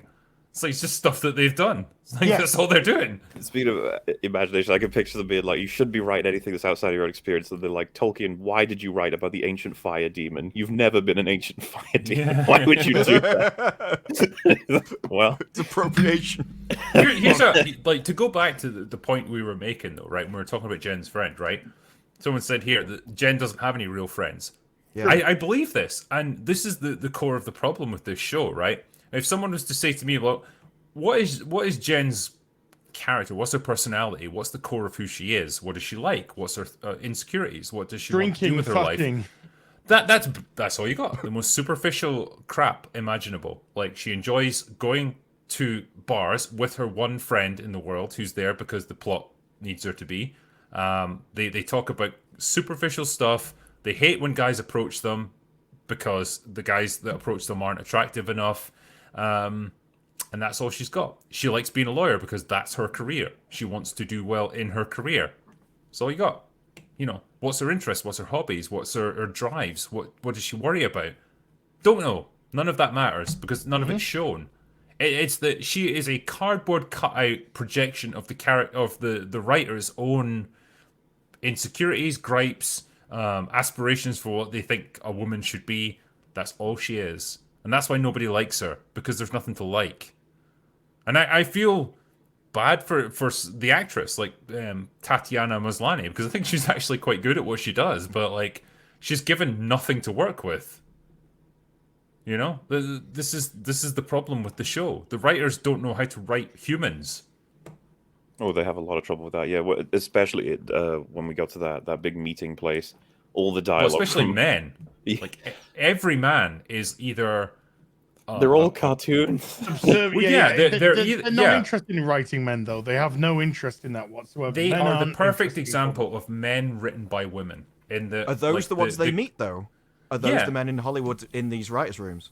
Well, I think it's a combination of the men that they meet, which are useless, effeminate pussies, and also them projecting their own understanding of men onto these characters. And so what you get is like men who are the bad ones, which are basically ridiculous caricatures of misogynists to the point where they see women as not even human. You know, like insane. I've never met a man like that in my entire fucking life.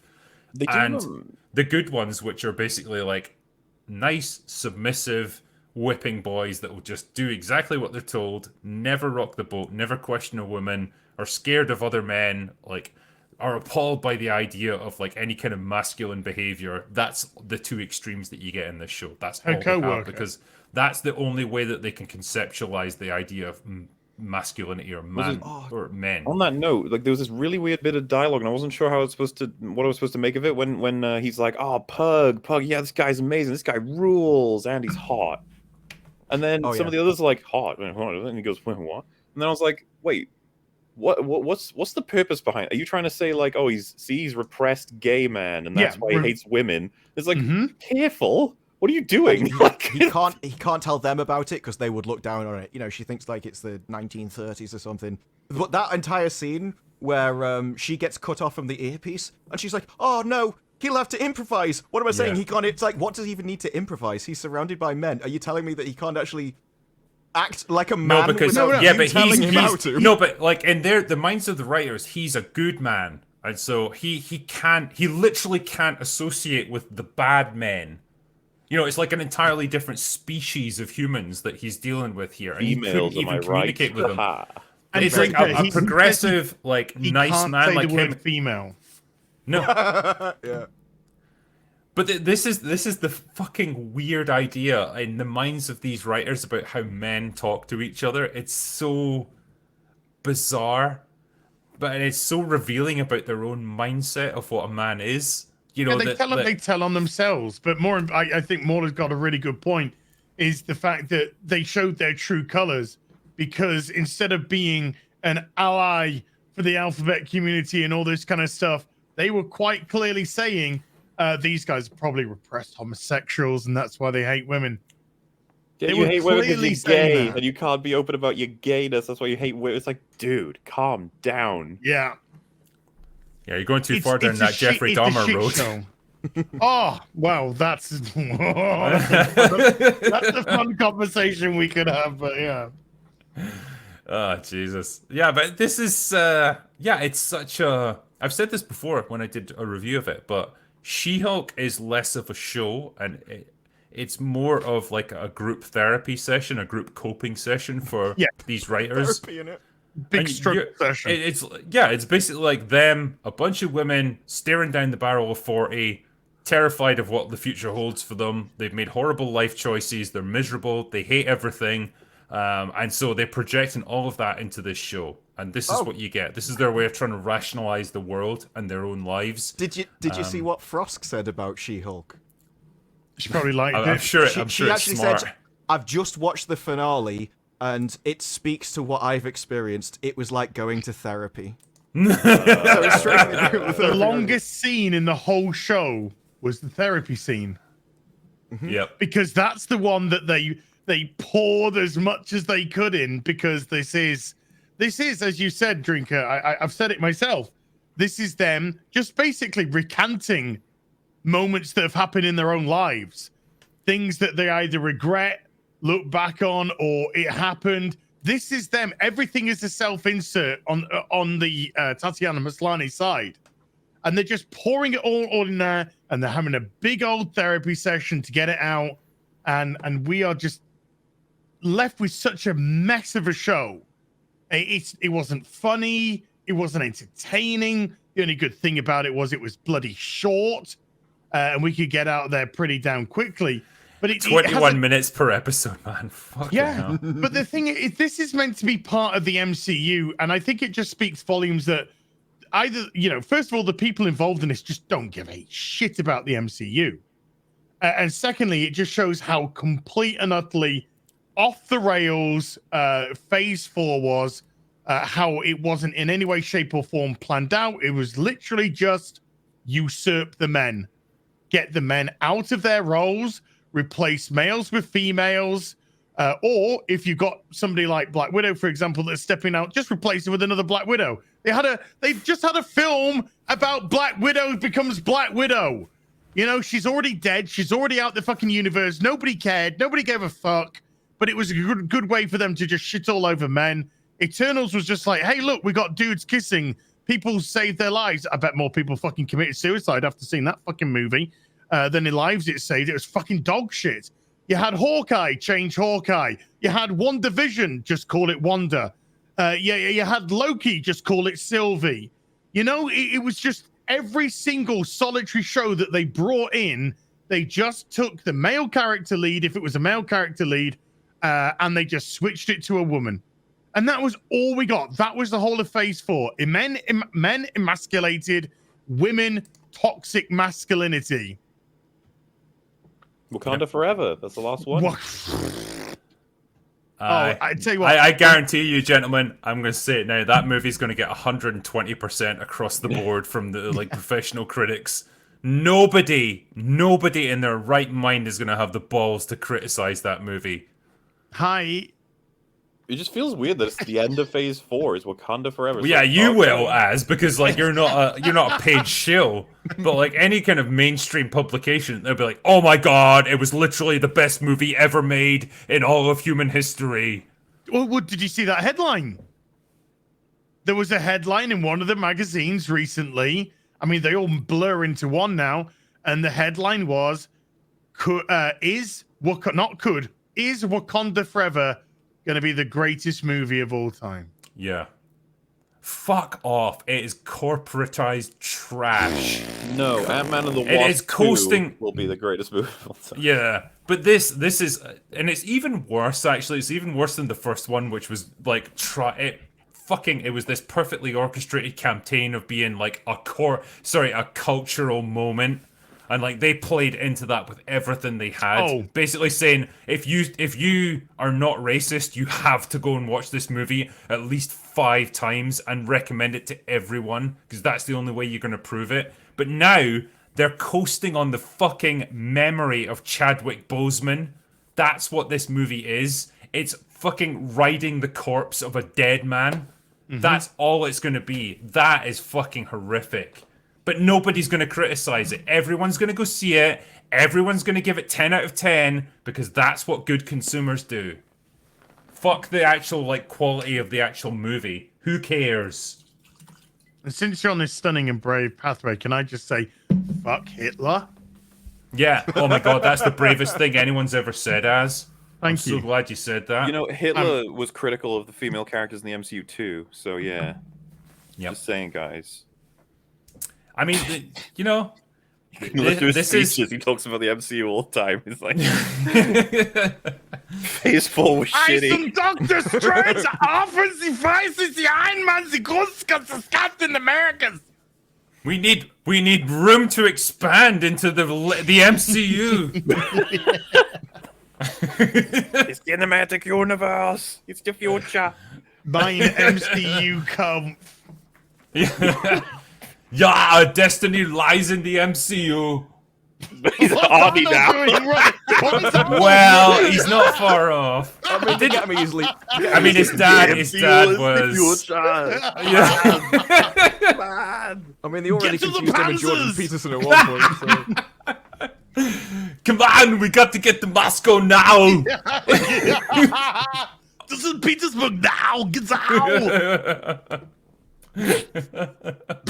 Anyway, that's gonna make for a great sound clip. I just know. Yeah. Oh my god, they were literally just saying how much they fucking liked Hitler on the show. Yeah. Oh my god. But man, yeah. I mean, it's over. I guess that's the best thing we can say about She-Hulk at this point. It's done.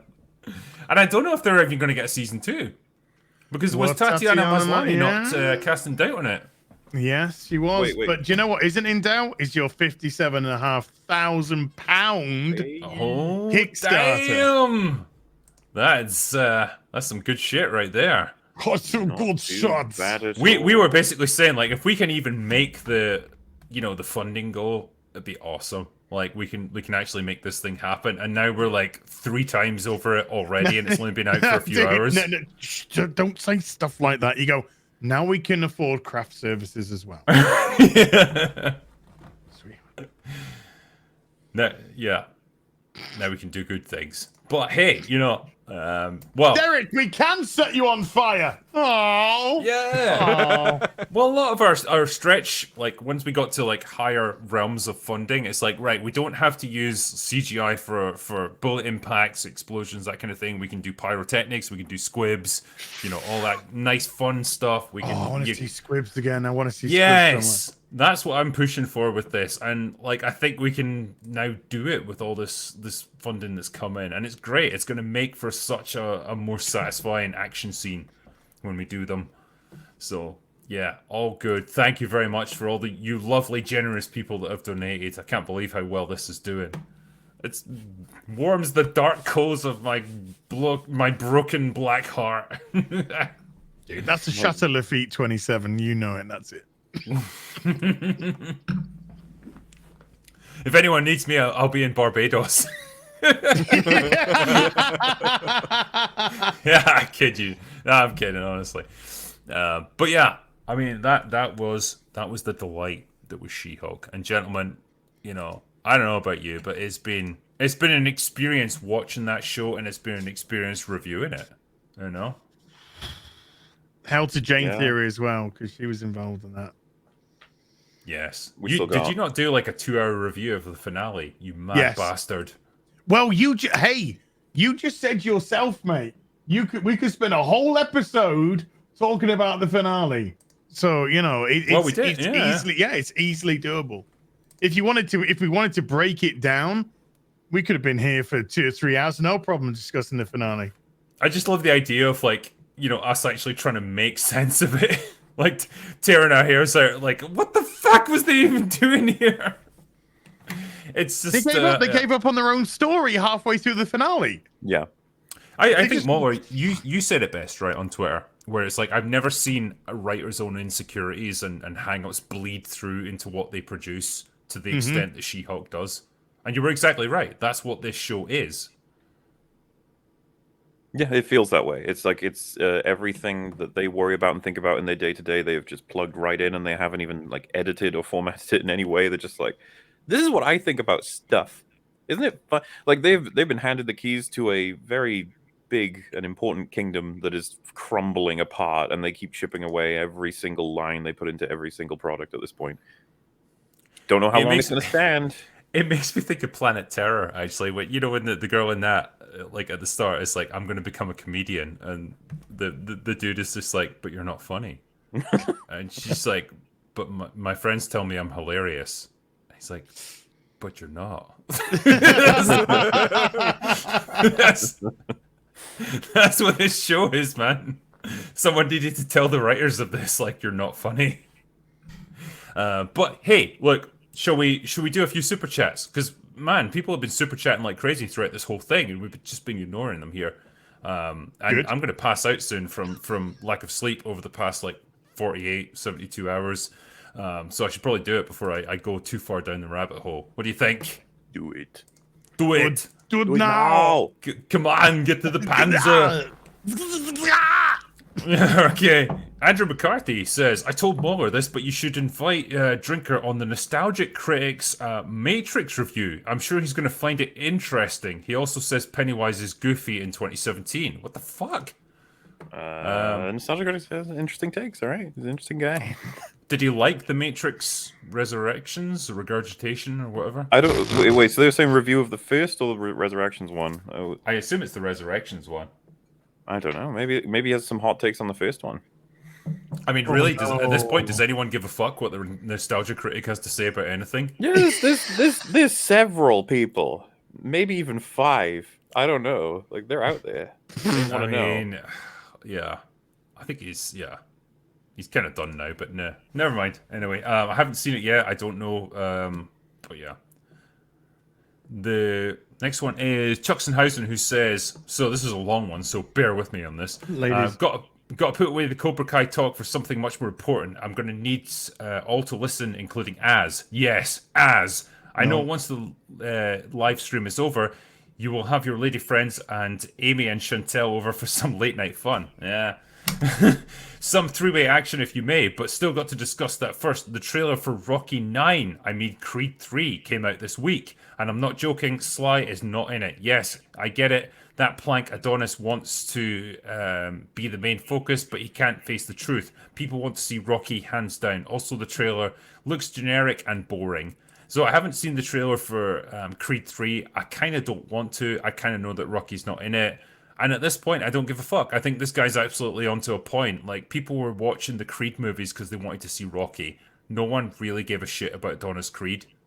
Maybe you gentlemen feel differently, but there wasn't anything for me to latch onto there. Maybe the key was that we didn't need to keep making them. You know, Yes. I haven't seen any of the Creed movies. I don't care. I would have happily seen Rocky's story end with Rocky 6, Rocky Balboa. That was it. Didn't need Creed, didn't need Creed 2. It's all just retreading the same grounds. Didn't need it. And yeah, trying to launch this new character who's like this pastiche of like 5 different character archetypes, like, doesn't need to be done. So I absolutely don't see the point in it. The Critical Doggo feels the same way. He just died. When Done again, yeah. died again. This is like how you can gauge the mood in the room. It's like whatever the dog does. It's like, I died again. Well, he doesn't like The it. dog is always right. Yeah. The doggo is always right. But yeah, I agree with Chuxenhausen on this one. Don't give a fuck about watching Creed 3, especially if Rocky's not in it. I'm done with this stuff now.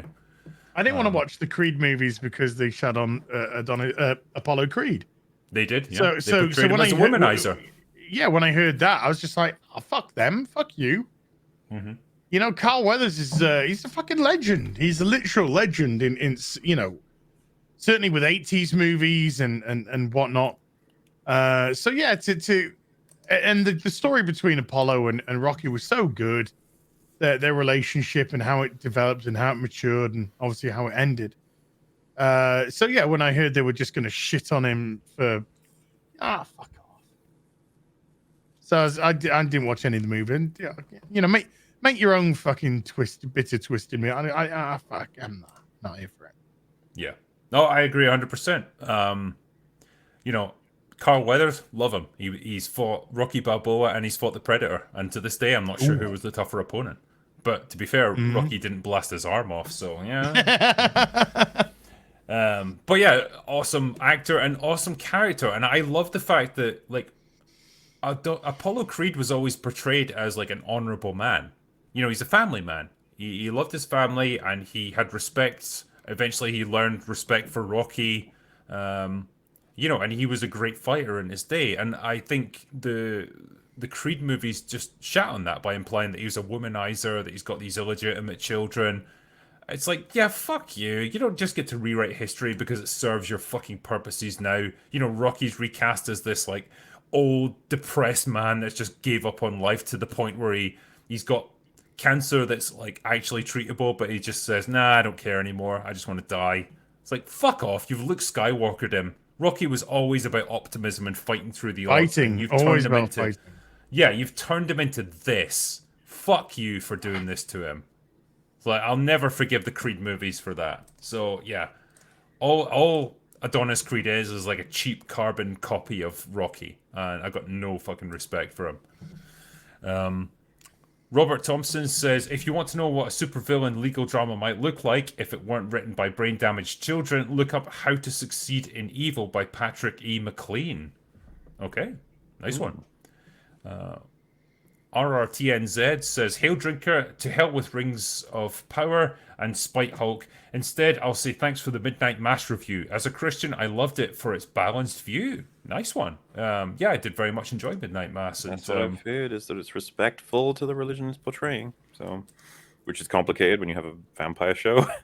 You know? it is indeed. But it even portrays the sort of conflict between, you know, Islam and Christianity fairly well. Like there's an actual discussion that's had about the differences and in a lot of respects the similarities. And it's funny when you realize they've got a hell of a lot more in common than they do, you know, opposed to each other. And you think how many wars have been fought because of that. it's an interesting view, and yeah, I really liked Midnight Mass. A Chernobog says, Drinker, does IMDb speak the truth? Have you met the man, the myth, the legend, Limmy? Credited as Jogger. Please give details. Also, hi, MauLer. I have indeed met Limmy, and I spoke with him when we were between takes, and he was a hell of a nice guy. He was just very excited to be doing his own TV show at the time. And for anyone who's not Scottish, Limmy is a Scottish comedian he's done like quite a few different TV shows and stuff like that, like sketch shows, that kind of thing. And he's pretty good, or at least he was. Don't know what he's been up to recently. But yeah, I got to meet him, and this was back in the days when I was an extra on TV shows and movies, that sort of thing. And I was playing a jogger. And to make you look appropriately sweaty, because it was actually filmed in Glasgow in like fucking October, so it was cold as fuck. They squirt your face with glycerine, which is like, it'll shine and it doesn't dry up. And so it's like this horrible greasy film that's on you. And so they did that. But yeah, the joys of filming, I suppose. But yeah, he was nice. He was a good guy to speak to. He was just happy to be doing it, I suppose. So yeah, all good. RRTNZ says, also regarding Midnight Mass, sublime setup and payoff, throwaway lines and smaller moments in episode 1 and 2 become prophetic, especially in the finale. Thanks again. Thank you. I sense that MauLer is quietly seething behind the scenes if we talk about the finale for Midnight Mass. I have plenty of praise for loads of the episodes, especially the dialogue. It's definitely a Mike Flanagan production. It's top notch. It's just that last episode I find frustrating as hell. Yeah. I'm not going to disagree with you there. I think there's things they could absolutely have done better in that final episode to make it pay off. But I don't hate the shows, overall. And yeah, there's some scenes that are genuinely moving and really play into like the Catholic faith and what it means for like, sin, atonement, sacrifice, all that kind of stuff. It's very, very interesting show. I genuinely loved it. Taker610 says, so why did Halbrand get Halle Berry's Catwoman eyes when he reveals himself as Sauron? Also, Gil-galad should be going nuclear when Galadriel shows up. Yeah, Gil-galad is not a fucking character in this show. He's just a moving fucking cardboard cutout. He's around, yeah. He just does whatever the script says he needs to do. And so is Celebrimborn as well. Yep. Celebrimborn's just the same. He's not a character at all. He's just this gullible, like, eccentric inventor. That's what they wanted to cast him as. Liberace lover. Yeah. A whole season, and when you say the word like Celebrimbor, I'm like, oh yeah, a guy who like did a bit of forging at one point. I just think guy with coiffed hair. He's got luscious hair. I mean, that's Kevin Bacon hair from Tremors. Like, it's beautiful. Yeah. As having a moment. I have dreams of those. Oh man, dreams. I got news for you. Through it, Yeah. The days I used to be able to run my fingers through. Oh my god. It's all gone now. It's all gone. Why, God? Why do you do this? Why? Why hast thou forsaken me? And my Just grow a really long beard and run your hand through that. Well, this is what happens. Like, when I had hair, did I have a beard? No. Just do a Sadek Burrows where you just glue hair onto different parts of your fucking head. And fucking nests and fucking sticks. Mega blocks, but with your hair. Like... It wasn't like, I kid you not, like I zoomed in on my video like of the final episode of Rings of Power, and you can literally see the glue where they glued the sideburns onto his face. It's so sloppy. Oh God! Hey, they only had a small budget. Come on, 60 million an episode. $60 million. Mm-hmm. Come on, you sound as if this is some sort of tax scam for Bezos to pay off his ex-wife. Come on now, easy, Tiger. Just on the subject of 60s, actually, we're at $60,000, or sorry, pounds, £60,000 for my short film. So damn. So $61,000 because the pound's fucked. Yeah, the pound's worth fuck all now. Now that we're in the hunt for a new prime minister, I expect it to be worth less than the dollar now. Jeez, yeah, it should have gone down. It should have gone down today, shouldn't it? Oh no. If I was an investor, I would Potentially pull the fuck strengthened. out of the pound. Like, just get out. It's going down. But 44 days in office, it actually might go up. It is at the moment. Here's the next one from Andrew McCarty. Says, Drinker as MauLer. Thoughts on Superman 2, The Donner Cut, and Superman Returns, and rank them. Have a glass on me. Superman 78 is one of the best. I'm not going to lie on that one. It really is. Yeah, what do you think about The Donner Cut, if any of you guys have seen it? Yeah, the Donner Cut is fantastic. It's really, really good. So much better than the version that came out. Quite a few things have changed, particularly the way that Lois and Superman is revealed to her. There's a really dark moment when Zod et al. Go into the town, which was cut out of the theatrical version as well. And when you see it, it kind of gets rid of the goofiness a little bit of Zod and the two companions. So yeah, it's a lot better. I prefer Dick Donner's cut than the theatrical cut. And Jesus Christ, get Cavill back immediately, please. Yep. Yeah, he's been like, he's so frustrating when we talk about him, because it's like he's an A-lister in waiting for the past 10 years. It's like, just give him a fucking shot. Stop casting the fucking Rock in every movie ever and give Henry Cavill a chance. I know they've got the same agent. I know that the fucking Rock's Rock. wife. I know that like the Rock is like got something on this dude that makes him getting cast in everything. But give Henry Cavill a chance. It's his wife. Yeah. Okay. That's why the Rock's agent is his wife. And she's also the agent of Henry Cavill. So guess who's getting all the alpha roles? Yeah. But honestly, we are done with the fucking Rock. It's part of the reason I think Black Adam is not going to be the fucking big deal that Warner Brothers thinks it's going to be. I didn't know it was great. out What do you until I mean? saw a YouTube review appear. I'm like, oh, okay. I think the critics are fucking hating it. Apparently, like I talked to the people behind the scenes, but they said apparently in test screenings it pulled lower than Batgirl, which got fucking cancelled, which didn't even come out. Than a cancelled movie. Black Adam is worse than that, and it's like, what are you doing? You're combining the two most overused things in modern cinema: comic book movies and Dwayne Johnson, and you put them together into one film. I mean, I like him. I'm sure he's a nice guy, but fucking hell, he's boring as an actor. He's himself. He plays himself in every fucking role. Never does anything remotely different or daring or controversial. He's just Dwayne Johnson making money, having fun. Hey, Drinker, if we grab a Predator movie, all the muscle-bound men sort of won, maybe Space Marine type thing, and the Rock's their leader, Henry Cavill, maybe fucking Hemsworth is in the crew as well.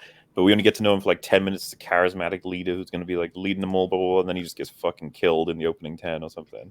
That could be cool. They need to do what they did to Steven Seagal in Executive Decision. Like, he's set up as this ass-kicking, like, action hero guy, and then, like you say, he just gets killed in the first 10, 15 minutes of the movie. And then it's up to like someone else who's far less prepared to take over. Some inspiring speech, and then a plasma caster shot just takes his head off. It'd be like, oh, no. Yeah. Subversion, all right? Yeah. Well, that's Samuel L. Jackson in what was I'm bored of Yes. of The Rock being in like 15 movies a year. Okay, I just need a break from him. Don't hate him, just need a break. And yeah, we absolutely need Henry Cavill back as Superman. He's been the best thing to happen to that character in 20 years easily. I saw which one's oh god, I lose track of what they're called. It wasn't Ghost Protocol, it was the other one. The one at Rogue Nation. Was it Rogue Nation? No, it's Fallout. Fallout. The one with Fallout was, I saw that 6 weeks ago, something like that, for the first time. And I oh my god, I was the happiest man on the planet, I swear to God, when I was watching that movie. But do you nothing see but recommend that movie every time it comes up. It's great. Did you see Cavill in The Man from U.N.C.L.E. as well? Oh, and I saw that for the first time the day before. That's his test run for being James Bond. Just fucking cast him! Cast him now! No, Come on! get to the Panzer! You got to do it now! with that. Get to the God. DB not and get to the DB. Fucking hell. Never mind. If you've Haven't they got come any out, though, and fucking said common they sense, want a Hollywood, younger if there's any shred of like humanity or brains left in you, cast Henry Cavill as James Bond right now. Get it in production. But he's gonna be like, this is gonna be like a Bond that's more in touch with his feelings. Oh my God, he's got to be a more sensitive Bond. He's like, excuse me, I would like to have intercourse with you. Is that okay with you? Okay. Would you like to split some fries or something? I don't know. That was. I don't want to go back to She-Hulk. You nearly said He-Hulk. I know, yeah. But that was one of the most telling interviews. Where it's like there's a lot of eating involved in this show, and then I looked at the people who wrote it. And they have food all over the table as well. It's like fucking Big Mac sauce dribbling off their face. It's like That is one thing about the marketing for the show. They never lied. They said this is a show about legal paperwork and doing laundry. And it was like, Yeah. they made sure everyone knew it was boring going into it. yeah. Don't ever watch this show if you're an aspiring lawyer though, and you think this is how lawyers behave, because it's not going to stand you in good stead. Ash, what are you doing in the writers' room? I just come for the burgers. Taker 610. There's a very pertinent question here. Is it just me, or is that small piece of mithril more than enough to make 3 rings all by itself? Then they melt her dagger as well. Where did it all go? I genuinely don't know, because Well, they said simultaneously- they needed pure gold and pure silver, and they melted down a dagger that seemed to have both. But then, wouldn't that just And then they combine it all separated together? How do they separate them out into gold, silver, and... They didn't. Don't know. I was so lost on that. I thought I'd missed something where they like filtered it or something. But simultaneously, their original plan was to make a crown, wasn't it? Yes. And I was Yep. like, how thin was this crown going to be? Either he's got a horrendously small head, or they were going to make the thinnest crown known to man. Like, it was just going to be a tiny little wire going around his head. None of this makes any sense. It's Both a of the things they circlet. We wanted could make a aren't crown, things so they we made a can. circlet for you. It's like an elastic band around my head. They were so cringy about that. It's like, we need a circular form. Something circular so that they can repeat upon itself. The light. You know, what do you think? Circle, crown. And then later on, he's like, we're going to need something smaller. Looks at the camera. They're like, yeah, I know. Wink. B Buster says, I await MauLer's go ahead to watch House of the Dragon. I think you can probably give it, can't you? Drinking, I'm afraid you're unaware of recent developments.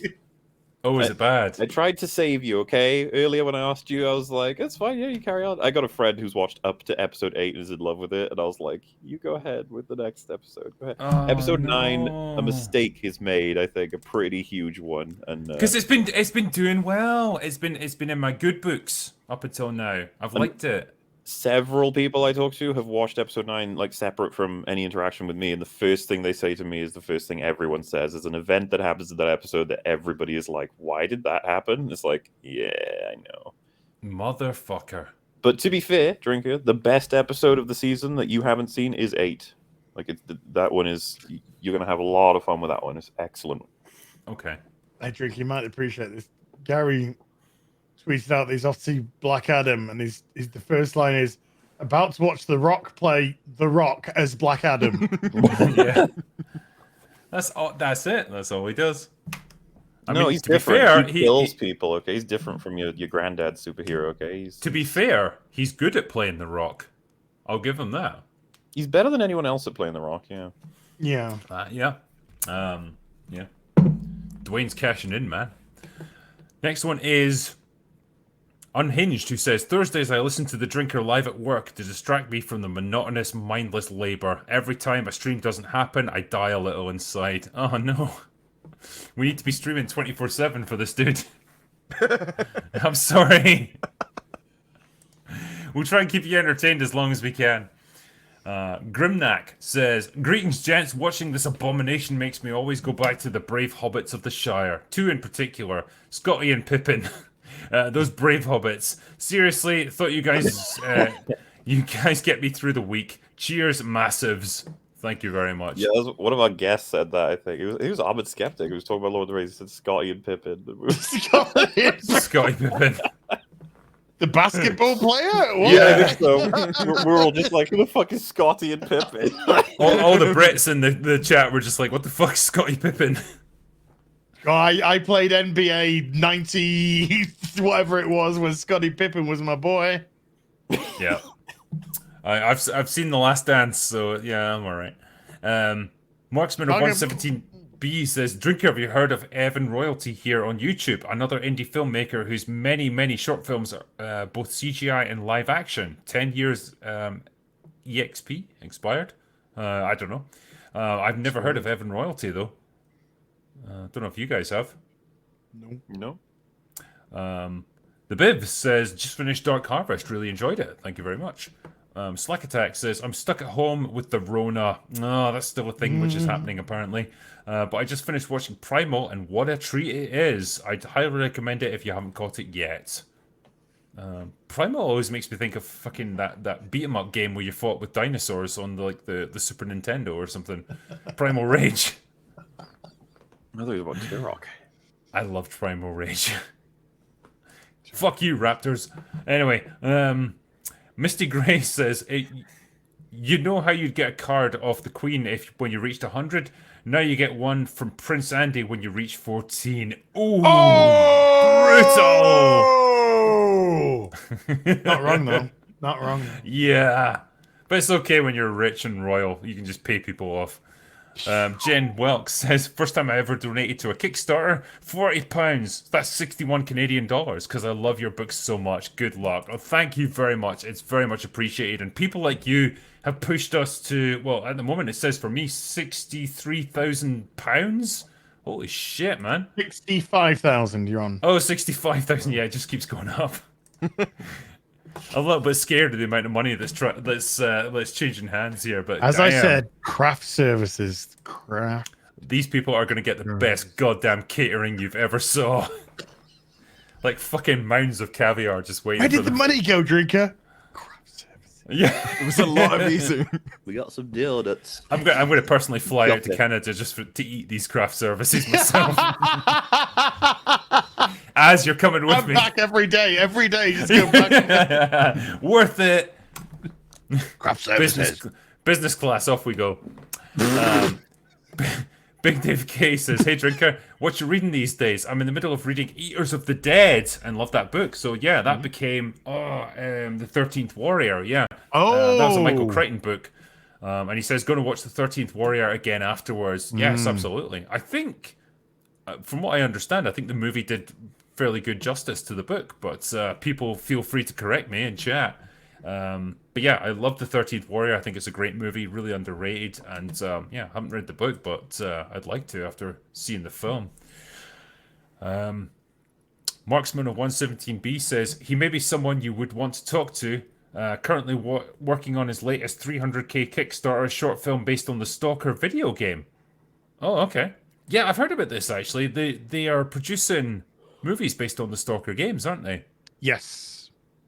And I think that's fucking awesome. Good luck filming in Pripyat right now because it's not under Russian occupation. I think it's been cancelled. I think it's on higher hold at the moment because of that. Oh, okay. I believe that it was on hold for a while, but I think they did say they're coming back. I'm really looking forward to Stalker 2. It looks good from what I've seen so far. Dan Mongoose says, Drinker film, another. Damn it, you crazy bar steward, I'm in. Thank you very much. And yeah, we're going to do our best to make this actually fucking good. Honestly, my ambition is to do a full movie where we do it like they did films back in the 80s and 90s, where it's practical effects, squibs, pyrotechnics, blood, guts, boobs if possible. I'm sure we can find a few girls that are willing to do it. And, I will cast them if you want. Just do that. Make I will movies approve of like them they if used you to. need it. Yeah. MauLer can judge I the know boobs this. on I know display. this girl from Numenor. She might be free. I can think of 2 reasons to cast her right now. Looks and personality. Yeah, Congrats, exactly. Wayland Pacific says, shall we perish their night or will our alcoholism claim another victim? Anyway, have you seen Once Upon a Time in the West yet? Well, gentlemen, yeah, I've seen it. There's, it's really good, from what I remember. Don't know if you guys as have good seen as it. Wild Wild West. Well, nothing is, really, is it? Wiki. Wiki Wild Wild West. I'll Cinco never Boy forget that says, scene where he like fills up his chest with peas or something. It's like it's more realistic than. yeah, did you not like find a real woman? And he's like, oh damn, they look real, and he's like slapping them.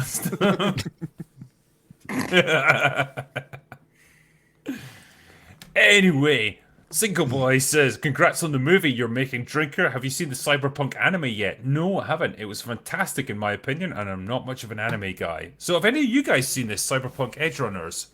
I thought it was really good. I've seen 9 out of the 10 episodes. I've only got the last episode to go. I And haven't it's seen any of it. Liking really it? good. Yeah, loving it. Nice. Could be a Drinker recommends though, hopefully, if I get a chance to see it. Well, yeah, and it seems to have been really popular because it put, I believe, the numbers for Cyberpunk actually went higher than on launch. Like, so loads of people liked it enough to go back to the games to see how it was. It kind of revived the game, so it's probably And the it's best thing that still they doing well decided a to do month for that series. after Yeah. it's released. So yeah. And they Alright. even came out soon after and went, "We're making a Cyberpunk 2." Yeah, but you know what? They're not making a number 2 of Edgerunners. Really? Really? Really? Why not? There's no plans for a sequel to. Surely to they'll Edgerunners. change How their could mind. you not? I have no idea because I've seen 9 out of the 10 episodes. I've only got the finale to go, and it's been bonkers in the best way possible. Yeah. It's not a scrap of woke anywhere near this fucking thing. It's just good, well-written characters, great story, great action. It's just been brilliant. It's been absolutely brilliant. Like, to not come out with the second series at the same time you plan to launch Cyberpunk 2 would be crazy. Just repeat it with the same people. A lot the of same people are design. saying it's because of the way that it ends, apparently, that Yeah, they but wouldn't make any more. Well, you can see where it's going to go. I don't think there's any. I think I'm going into the final episode without any, thoughts of, that it's going to end well for these people. But that's the half the thing. The whole story is about. Sometimes you gotta put yourself, or you gotta put yourself ahead of, or others ahead of yourself. Really, you gotta be in it for the master plan and not just your own little. Also, goes for your own saying, little world. So as someone who hasn't even seen any episodes, I'd assume that whatever is happening in episode 10 that would prevent any more episodes, you could still go back in time and make another season about different What- characters in the universe, probably. You could. You don't even know go back in time, but you can go. It's literally the cyberpunk city. So there's. Yeah. Yes, You can pick Edge out City, any yeah. characters, make any characters. You've got an entire universe rather than just one person you have to follow. that's what I would have thought season 2 was going to be. Season 2 Yeah. was going to be a whole different group of people. Yeah, that's Yeah. what I would have expected too. It's I didn't interesting think too, 'cause this. If they announced a second season based off what I've seen, I wouldn't think for one moment the characters would be in it. I think, as far as I'm aware, Arcane boosted League's players to some degree. This boosted theirs. You know what? You know what didn't boost Halo's gamers?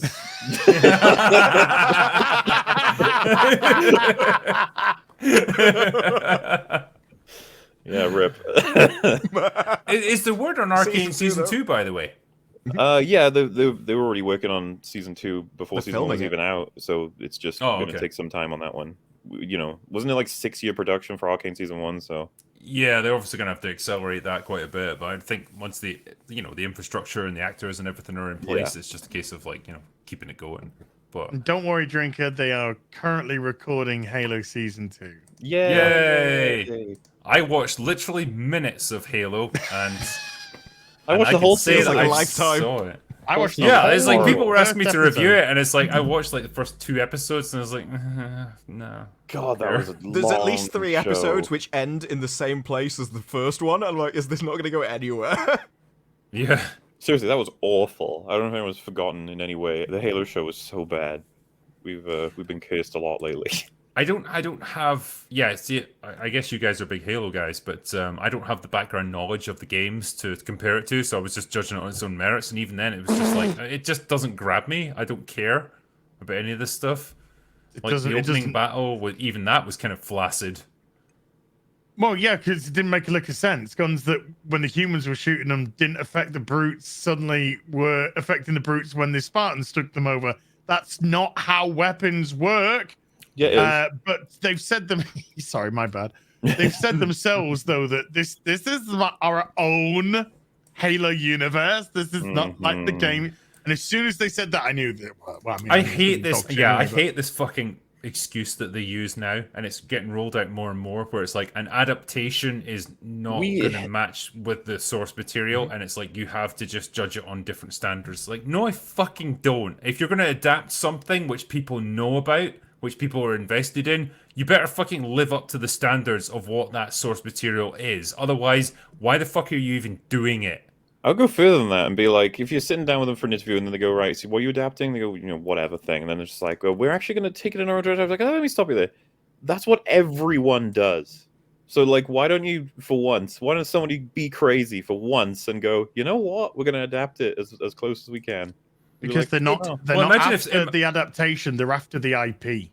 But like they always treat it like it's some interesting thing that they've said. It's like, yeah, that's the default position, that you do whatever the fuck you want. You're just using the IP for what you want. Yeah, but they treat it as their jumping off point. It's like a springboard for them to then just jump off and then tell their own story. Like, no, you're doing this thing that people understand and people know about. You have to adapt that. It's like that's the same attitude that's driven every Resident Evil adaptation since fucking the past 20 years. Why not just like actually take the story of the games and port that into a movie? That's all the fans want. You do that, people will be fucking happy. Yeah, but it's like they can't do it. Every director and every writer's ego has to come into play, and they have to do their own fucking thing, and it ends the same way. It fails every Resident time. Evil 2 movie could be fucking great. So, never mind the mansion in the first movie. They could do that fine. No problem. You could have a lovely little horror film going on there. But when they get into Raccoon City for the sequel, you have a perfect sequel set up for you for your first movie. And they can't even get the first fucking one right. And I've just played through the remake of Resident Evil 2. And I've just started the remake for Resident Evil 3 for members. Force sensitive of higher on my YouTube channel. Buy a hot dog. Whatever. Buy the hot dog. By the hot dog. And it's just so like I have no idea how this isn't a film. Why isn't this a film? The I think crazy thing 7 as well would is make a like, good movie. Biohazard. did you say 7? You'd have like 4 Biohazard. would make a great movie. The first person one. 4 would make a great Any of them could. 2 would right? make a great movie. So would 3 even, with the Nemesis and shit. Resident Evil 5, do it. It would be funny. Oh, Shut up. imagine that in Africa. Oh. Yeah, not gonna happen now, son. I It was just gonna started say in that, Africa and it ended with punching boulders. Oh, okay. I think part of the implication of what you're talking about there as well is that there's an ego of like, if I was to just adapt it accurately, then people are just going to be like, oh yeah, it's not even really yours, is it? And I won't be remembered for my amazing individual work. When look at Peter Jackson, when he was talking a lot about how they wanted to remain as respectful as they could while making concessions for adaptation. He's remembered as a pretty fucking good director after that. Like, that he did an amazing job, sort of thing. You do get points for adapting well. People don't just go, well, Peter, it's nice that you did that, but really it's all Tolkien's work. It's not yours at all. And it's like, no, come on. We'll give credit where credit's due, sort of thing. You don't need to worry about your legacy. But when you make something really shit, like a really horrible adaptation, look what happens to your legacy then. It's like, does anyone even know who made the Halo show? It's like, I don't think at this point I can remember, but believe me, it's not going to be good for their history of well, I think that you get that divide now. Like, it used to be back in that Peter Jackson area of Lord of the Rings. That was like shows made for fans, shows made for audiences. Now it's shows made for critics and shows made for industry professionals, so they can all like suck each other's dicks and slap each other on the back and say, "Didn't you do an amazing job?" That's what we have now, and that's why the fans fucking hate pretty much everything that they produce. Yeah, because they didn't make it for them.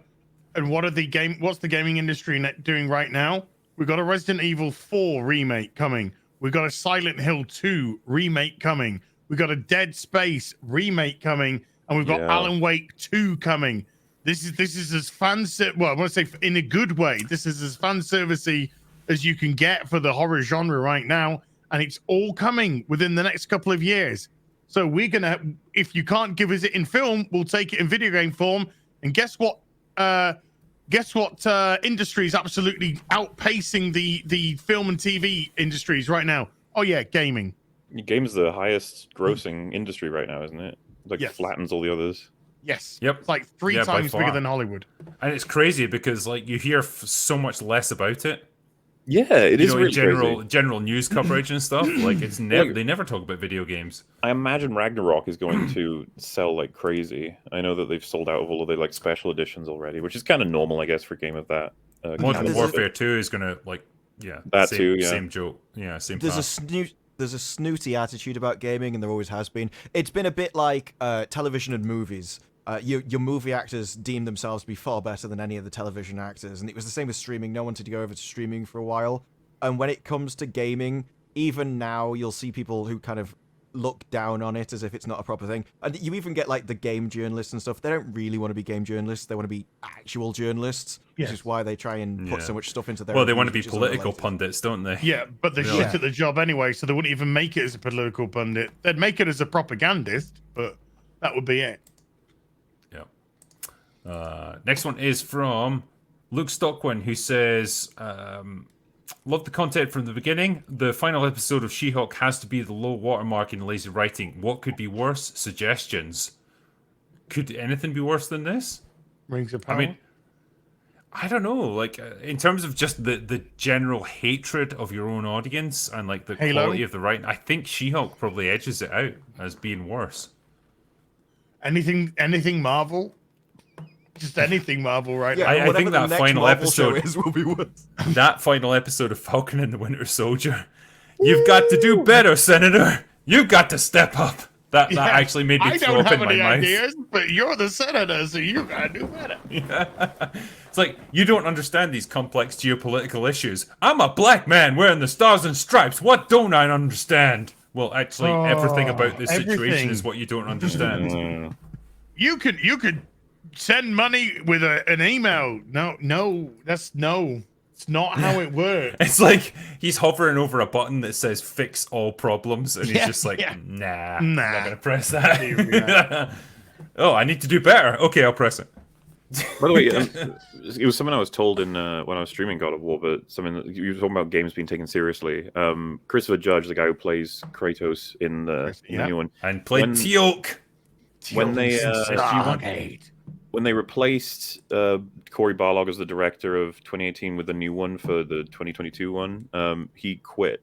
Christopher Judge, he said under the guise of like, this is not the project I'm working on. You're not taking it seriously. I'm out. And they told him that don't worry, Eric will take it seriously. The new one, he's gonna be great for the project. And then he put out a tweet like way later saying, "Update: Eric is amazing. This game's gonna be great." Like sort of thing. Like he was not happy with the idea of just changing the person who was making it. That's how seriously he was taking this. The amount of money you get paid for a job like this, and he was like, "Nope, not gonna do it if you don't have the correct artists on board," sort of thing. That's the kind of shit that's like, oh shit, all right, yeah, let's see what we're dealing with here. Because Christopher Judge had a couple interviews as well where he said he teared up several times while acting some of the scenes as Kratos. It's like, man, this helps games get taken more seriously for sure. Christopher Well, I Judge think is a massive lovey as well. You gotta take that into consideration. Is he Patrick Stewart, but like 50 Well- years younger? Yeah. It's pretty interesting that if he's a massive, like considering he plays one of the most masculine characters in history. Like, Oh, it's this- great, but that's the wonder of them because you hear them. It's like I'm Kratos, and then when they're being interviewed, but they're like, "Oh yeah, it was like great. You played Kratos. Oh my Hey, god, I love that's it." acting, I suppose. Yeah, I know. Yeah, exactly. It's funny because when I think about like people who trying to push this idea of like video games as an art form, like Hideo Kojima was at the forefront of that in like the 90s and the 2000s. But like he was like this weird caricatured version of like video games as storytelling, where it's like everything is so overdone to like the nth degree, where it's like melodramatic nonsense. When you look at like he's a proper artiste. Is Hideo Kojima? To him, video games are his canvas. But I think he desperately he's- wanted to be a movie director, but I think Quite- video games quite was the medium possibly. he was in. But the mental story. I mean, do you know the mental story behind Metal Gear and Hideo Kojima and David Hayter? Because David Hayter, who did the screenplays for both X-Men and X2, he was the voice of Solid Snake in Metal Gear Solid 97, and then the sequel. You know, and every single time it came up to do another Metal Gear, Hideo Kojima didn't want him, and he was forced to always audition for the role, and eventually got it. And then it got to the point where Hideo managed to get his way for not Snake Eater, for the 5th one, Phantom Pain, is it? Oh, that's where Kiefer Sutherland did the voice. Where Kiefer Sutherland came in and took and Hater, and he does not speak well of Kojima at all. Yeah, well, that's the thing. I think Kojima kind of fell in love with, like, you know, the idea of proper Hollywood actors being involved. And that's why, like, he had Norman Reedus and Maz Mikkelsen. Because he's massive Hannibal fan, massive Walking Dead fan. It's like we're gonna do this crazy, like, off the wall game with what the fuck was it called again? Death Stranding. Death Stranding, that was the one. Yeah, I loved it. I thought it was great. But yeah, like you could see, like, when he did his social media, it was just him, like, hanging out with these two actors and, like, just absolutely loving them. And it was just, you know, that's what he wants to be doing. He wants to be directing movies, and that was the thing that propelled him to success in the early stages of his career, when the technology of video games wasn't quite there. But it's like you've got this, like, aspirations for cinematic presentation in something like Metal Gear Solid on the PlayStation 1. A console that should not have been capable of doing any of that stuff, but, like, he was trying to make a fucking movie on a PS1, and God bless him, he came pretty close. And, you know, the thing is, as the technology caught up to what he was capable of doing, his aspirations, it became melodramatic, and it became a little bit overdone, and, like, what he was producing ultimately became so off the wall that other people had kind of surpassed him in terms of cinematic storytelling. You see something like the first Last of Us game. That, I think, equals anything Kojima ever did in terms of, like, a Hollywood-style presentation of a story. Something that was genuinely, like, poignant and moving and character-driven. Great stuff. Yeah, so it kind of moved past him almost by that point. But, you know, you can't knock what he did in those formative years of, like, PlayStation, early, like, generations of consoles storytelling. You know, it's just times move on, I suppose. But hey, I'll be interested to see what the hell he does from this point going forward.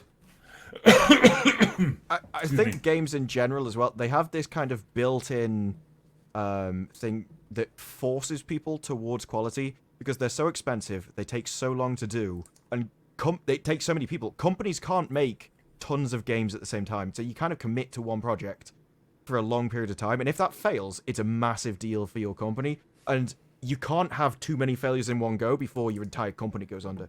And so... I'll bolster what you're saying just quickly by saying as well, gamers, mechanics are much harder to argue away from. Like, a bad hitbox is really hard to be like, well, I like it. It's like, nobody likes it. Like, it's bad AI, bad. Like, the mechanics. The Halo game had bad hit detection. It's just a fact. Yes, and that just, like, you'll find. I've talked before, but the best aggregate site I believe that exists today, they're all crap. But the best aggregate site is probably Steam reviews. When you see, if any game comes out and it has mixed, don't buy it. That's already just like and if someone's like, well, no, some people are saying it's good, it's like, no, if it's mixed, that means you got a serious problem, like, that needs solving. And that has what is it, like a recent kind of thing as well, so you will actually see reviews change over time, and people will go back and change their reviews if the devs do something, or if they fix a mistake, people will actually go back and change it. It's why it's so weird to me that Epic don't have reviews on their platform at all, and they clearly don't want to, when it's such an advantage on Steam. Do they have a shopping cart finally? Yes, I don't know when that got added, but yes, it took them like over a year at least. Yes. There's a good point made here as well. Like, talking about, you know, cinematic storytelling in games. Then Last of Us 2 came out, and it's like, yeah, that's probably the fall. If you know, if Kojima was the rise of that, then this is the fall. Well, yeah, and a lot of people have fears now about future games because you never know what they're going to pull. I've had people in my streams being like, "You worried about Ragnarok? What if they kill Kratos in the opening with a golf club?" And I was like, I hope they don't do that. Jesus. If anything, they should take note when something like The Last of Us 2 happens. Be like, "What have we learned?" Like, don't. I do my that. hope, yeah, but my worry is with something like God of War that like they're going to use it as a study of the negative effects of toxic masculinity because you've got a character like Kratos who's, well, look at him, and look at what he does. Look at how he solves problems. They You know, managed. they're going to try and deconstruct him. I think they've managed to handle it with tact and respect very well so far in the 2018 one, but you're right, it could get real cringe real fast if it depends on what kind of writing team we've got, what kind of execution we get. We'll see, I suppose. I assume you guys, I don't know if, I think Az was 50-50 on it, but you guys going to be checking that out when it comes out? Or? I will probably play it. Yeah, Probably. I did like I liked the the previous games, so Dad of boy. yeah, boy. Boy. Yeah, someone in chat as well mentioned like fear for GTA 6. Yeah, you probably should. Well, to be fair, I hate to say this, but fear for everything, kind of. we've got a bad ratio recently. Yeah, but Why did does you that have to see be that the big situation article where that it's came out? like? Sorry, to go.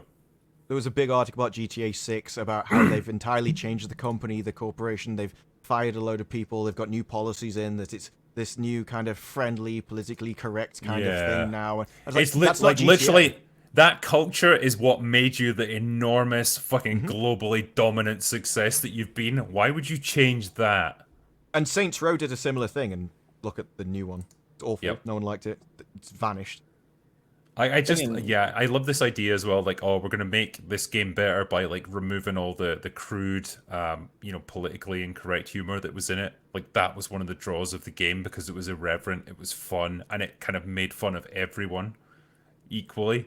Now, yeah, you're just gonna get this fucking the boys effect where it's like, yeah, we're gonna take aim at one group of people, and that's gonna be the source of our humor now. Like, yeah, look how well that works out. And that wasn't a prescription, by the way, like to be afraid of whatever comes. I'm just saying, like, it just seems to be a reality. We've definitely entered the era of whenever there's an announcement for a new project, instead of being like, woohoo, speculate what it could be about, we all just go, and that's if we to be honest with you, that's a positive reaction. We go, Yeah. The extreme end is like, oh god, please no, don't do Yeah. it. That's my reaction to Indy 5. Like, no, just please don't make this film. Yeah, just wait for it. Back to the Future 4 or Back to the Future reboot, and I'm waiting for when they pill for that. I don't know what's taking them so long to ruin Back to the Future. Robert Yes. Zemeckis is basically saying that they're never going to make a remake or a continuation of this as long as I'm alive. Because Oh, I've great! got the So the rights to it. second he's gone, they're going to announce it. Pretty much, it'll be like Lord of the Rings when Christopher Tolkien died. It's like, cool, sell it, exploit it, go. And that's And all look you what get. we got. It'll have its time then. Yeah, great.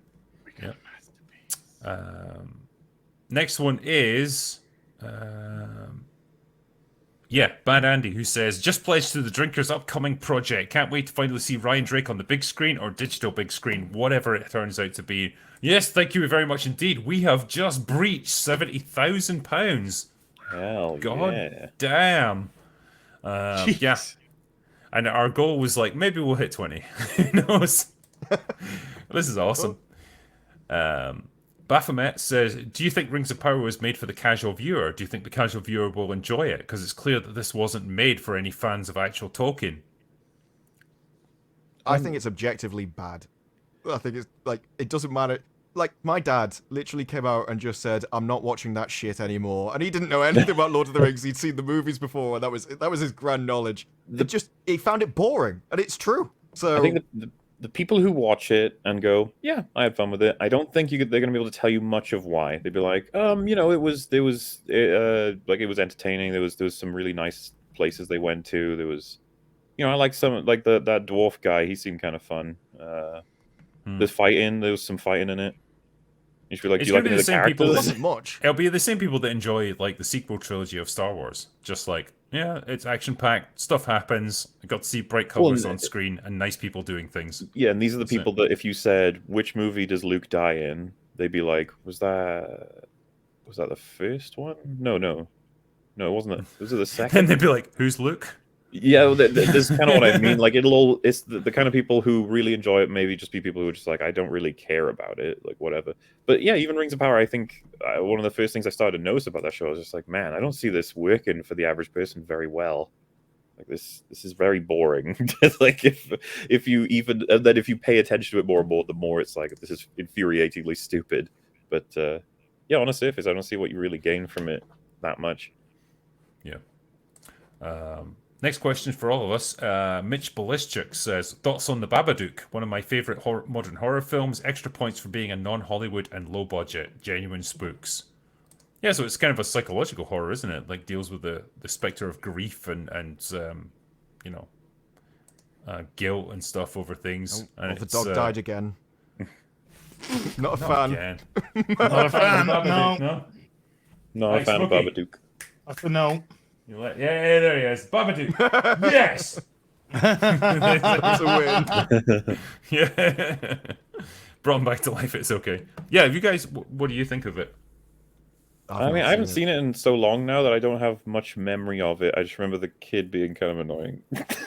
he's, Don't let him in! he's a bit yelly. Yeah. No, I quite liked it. You don't see much of the monster and stuff, and I think that's quite effective. And yeah, I thought it was an okay horror film.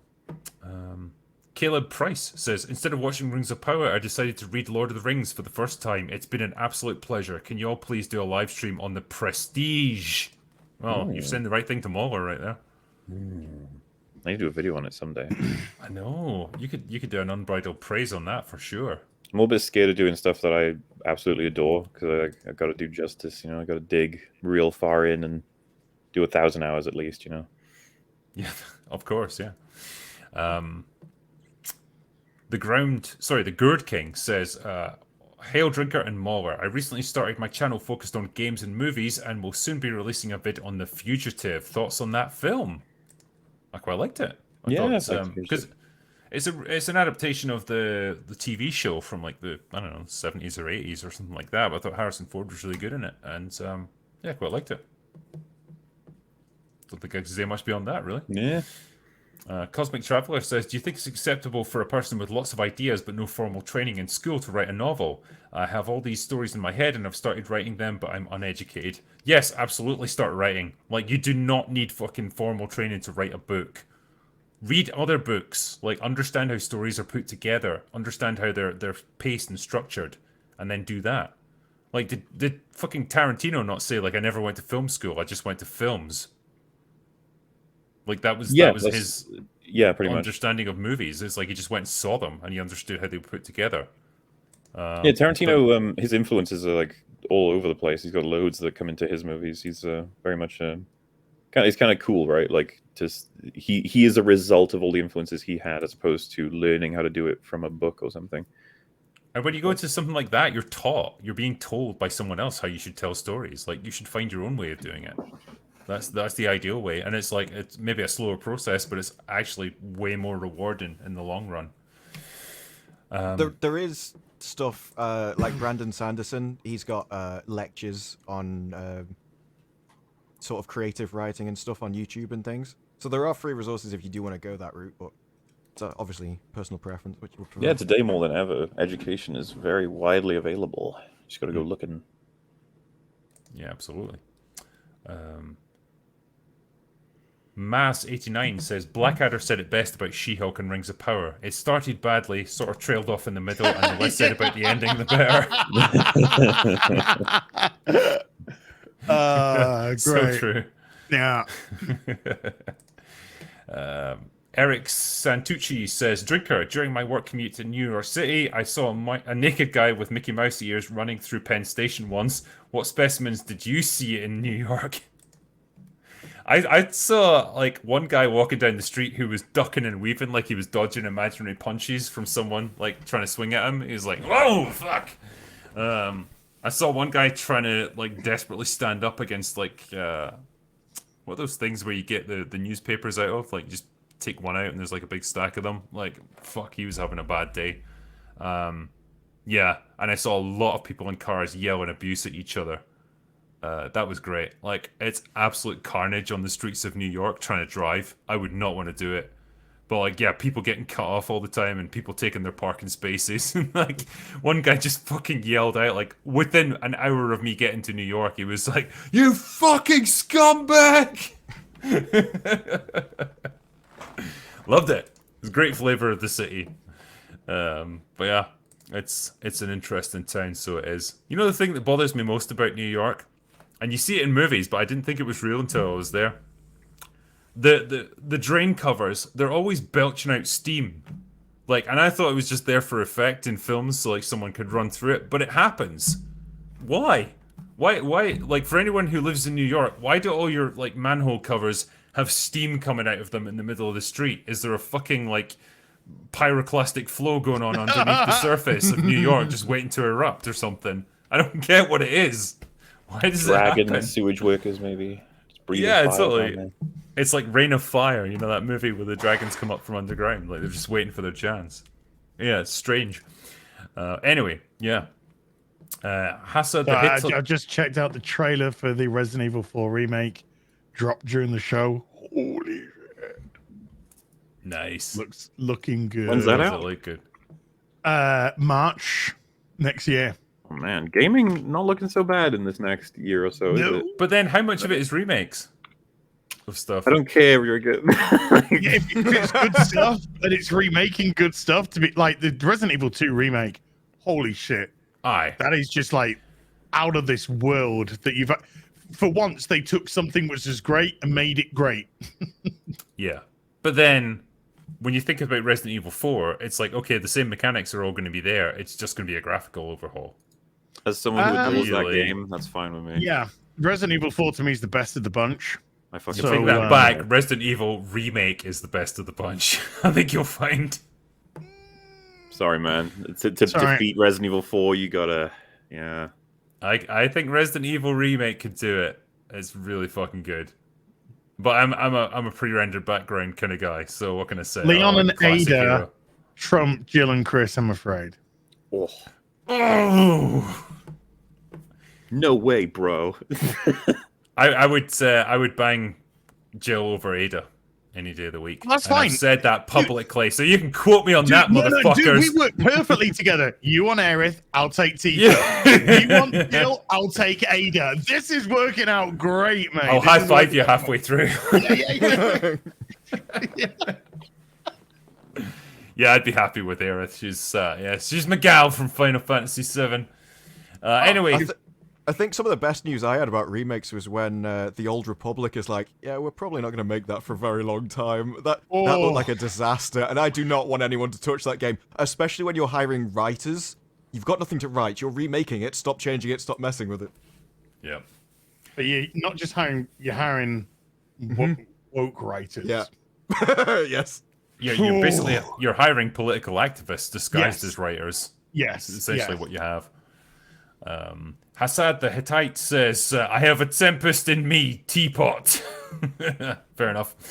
Wayland Becerfus says, I would rather have an as transitioning plushie. Can that be done? Maybe. Do we have the technology? We have the technology. Can we remake him? We can rebuild him. Yeah. It's just a hot dog. Yeah. It would just be a bun without the You just hot wipe dog the in it. you just wipe the mustard and get. Yeah. There you go. Piotr Wozniak says, long-time fan, first-time live. Thanks for the Dark Harvest. Read it in 2 days. The Drake books I have ordered. How about Prestige Happy Hour with Longman? Cheers from Poland. Well, there's a thing that could be done. Yeah, there's a thing that could be done. We could do a happy hour on Prestige. I'm really happy at the moment because next week I'm going to be doing a happy hour with Dankula on Event Horizon. Hey. And I'm so pleased that he suggested it. He's like, we were talking about what films we could do, and he's like, well, I've just seen Event Horizon recently. I was like, yes, fucking get in. So yeah, that should be a good one. But yeah, I'd be more than happy to do a happy hour on Prestige with you. Media Musings says, I'd actually like to thank Rings of Power. Like TLJ, it will probably start YouTube careers. So raise a glass for Amazon helping us get a new start. That is true. I think there's a whole generation of YouTubers that have come out of this. I mean, Disparu, I think you've kind of emerged because of Rings of Power. Yeah, I was 2.8k when Rings of Power first released their Superfans video. You're closing in So- on 100 now, aren't you? Yeah, about 97. Oh, come on, get this guy to 100. Come on. There's 9,500 people watching this. We can get Disparu over 100k tonight. Do it! Do it now. Come on, do it now. Now! The link is in the description. Click it. Come on, it's there. You don't need the knife, Benny. You can do it, Benny. Put the subscription in me. Oh my god. The knife. I don't need a subscription, John.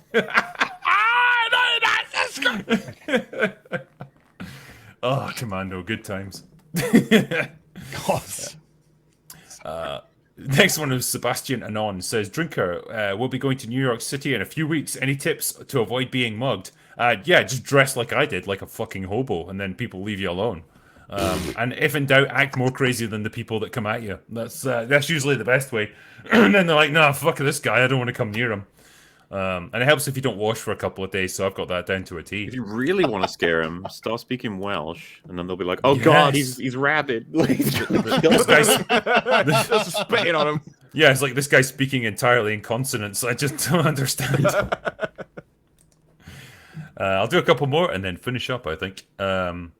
Disco Cobra says, my card keeps declining on Kickstarter to back your campaign. God damn it. So I'm just going to donate here on Super Chat. Oh, thank you, man. Sorry, my fraud department is stupid, so always thinks it's a scam or something. Well, thank you very much for your generous donation, mate. I really appreciate that. Fucker Wolf says, Drinker Buddy, did you ever try Weiss beer? Yes, I've done that, because they sometimes have German markets over here in Scotland, and so I have had Weiss beer. Can't say I loved it, but, you know, it'll get you drunk. It's not terrible or anything. It's not necessarily my thing, I'm afraid. And Diano says, will the running time increase if you raise enough? So I think this is talking about the film. There is the potential for us to add more action scenes into it. I think that's one of the big things. We can do like chase sequences in vehicles and stuff, because then we can rent them out and we can destroy them if we want to. So that would be one of the big things. The script, you know, we can add things if we want to, but we don't want to make it too long, because this is like a test run, basically. We're going to do, you know, a 15-20 minute short film, essentially. See how it goes and then reassess. And we've got the option to then do bigger and, you know, more ambitious things going forward. So that's the goal. Like, the more money that comes in at this stage, the better quality what you're going to see is. Like I said earlier, it means swapping out CGI bullet impacts for like pyrotechnics, squibs, explosions that are actually happening on set, because these things are a lot more expensive to do, but then we can afford to do them, you know. So that's my goal basically with this. And the last one is from Best Me Is Now, says, a privilege to support you, Drinker. Just put a little coin on Kickstarter for the Ryan Drake flick. Good luck with it. Thank you very much, man. I really appreciate that. And let me see if I can see the most recent total. We've got over 1,000 backers already, and we're about £74,000. So after Jesus Christ!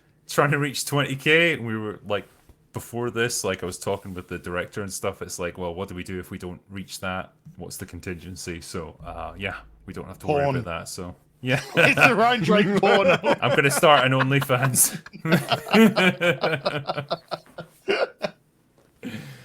Yeah, so that is that. And well, I know we've been going for about 3 hours or so now, so I guess we finish up there. And as always, like the super chats that we didn't quite get to tonight, we will do them on a catch-up stream. But gentlemen, my guests, thank you for coming on. Like, I really appreciate you guys doing it as always. Please, let's get Disparu over 100k tonight. I want to see it happen. Do it. The link's in the description to his channel. Click on it. As his hot dog plushie is going to be out soon, so keep that in mind. And when he mentions it on Twitter and on his channel, go for it, because look at that right there. That could be yours. You could have that in your living dog room. could be humping this right now. Yeah, exactly. Or eating it, whatever it wants to do. Yeah. Or you could be humping it potentially. Depends what your persuasion is. The I mean, possibilities with There's this a possibility are limitless. to drill something.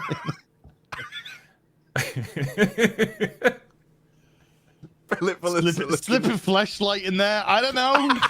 Whatever you choose to do, it won't judge you, and that is the greatest gift of all.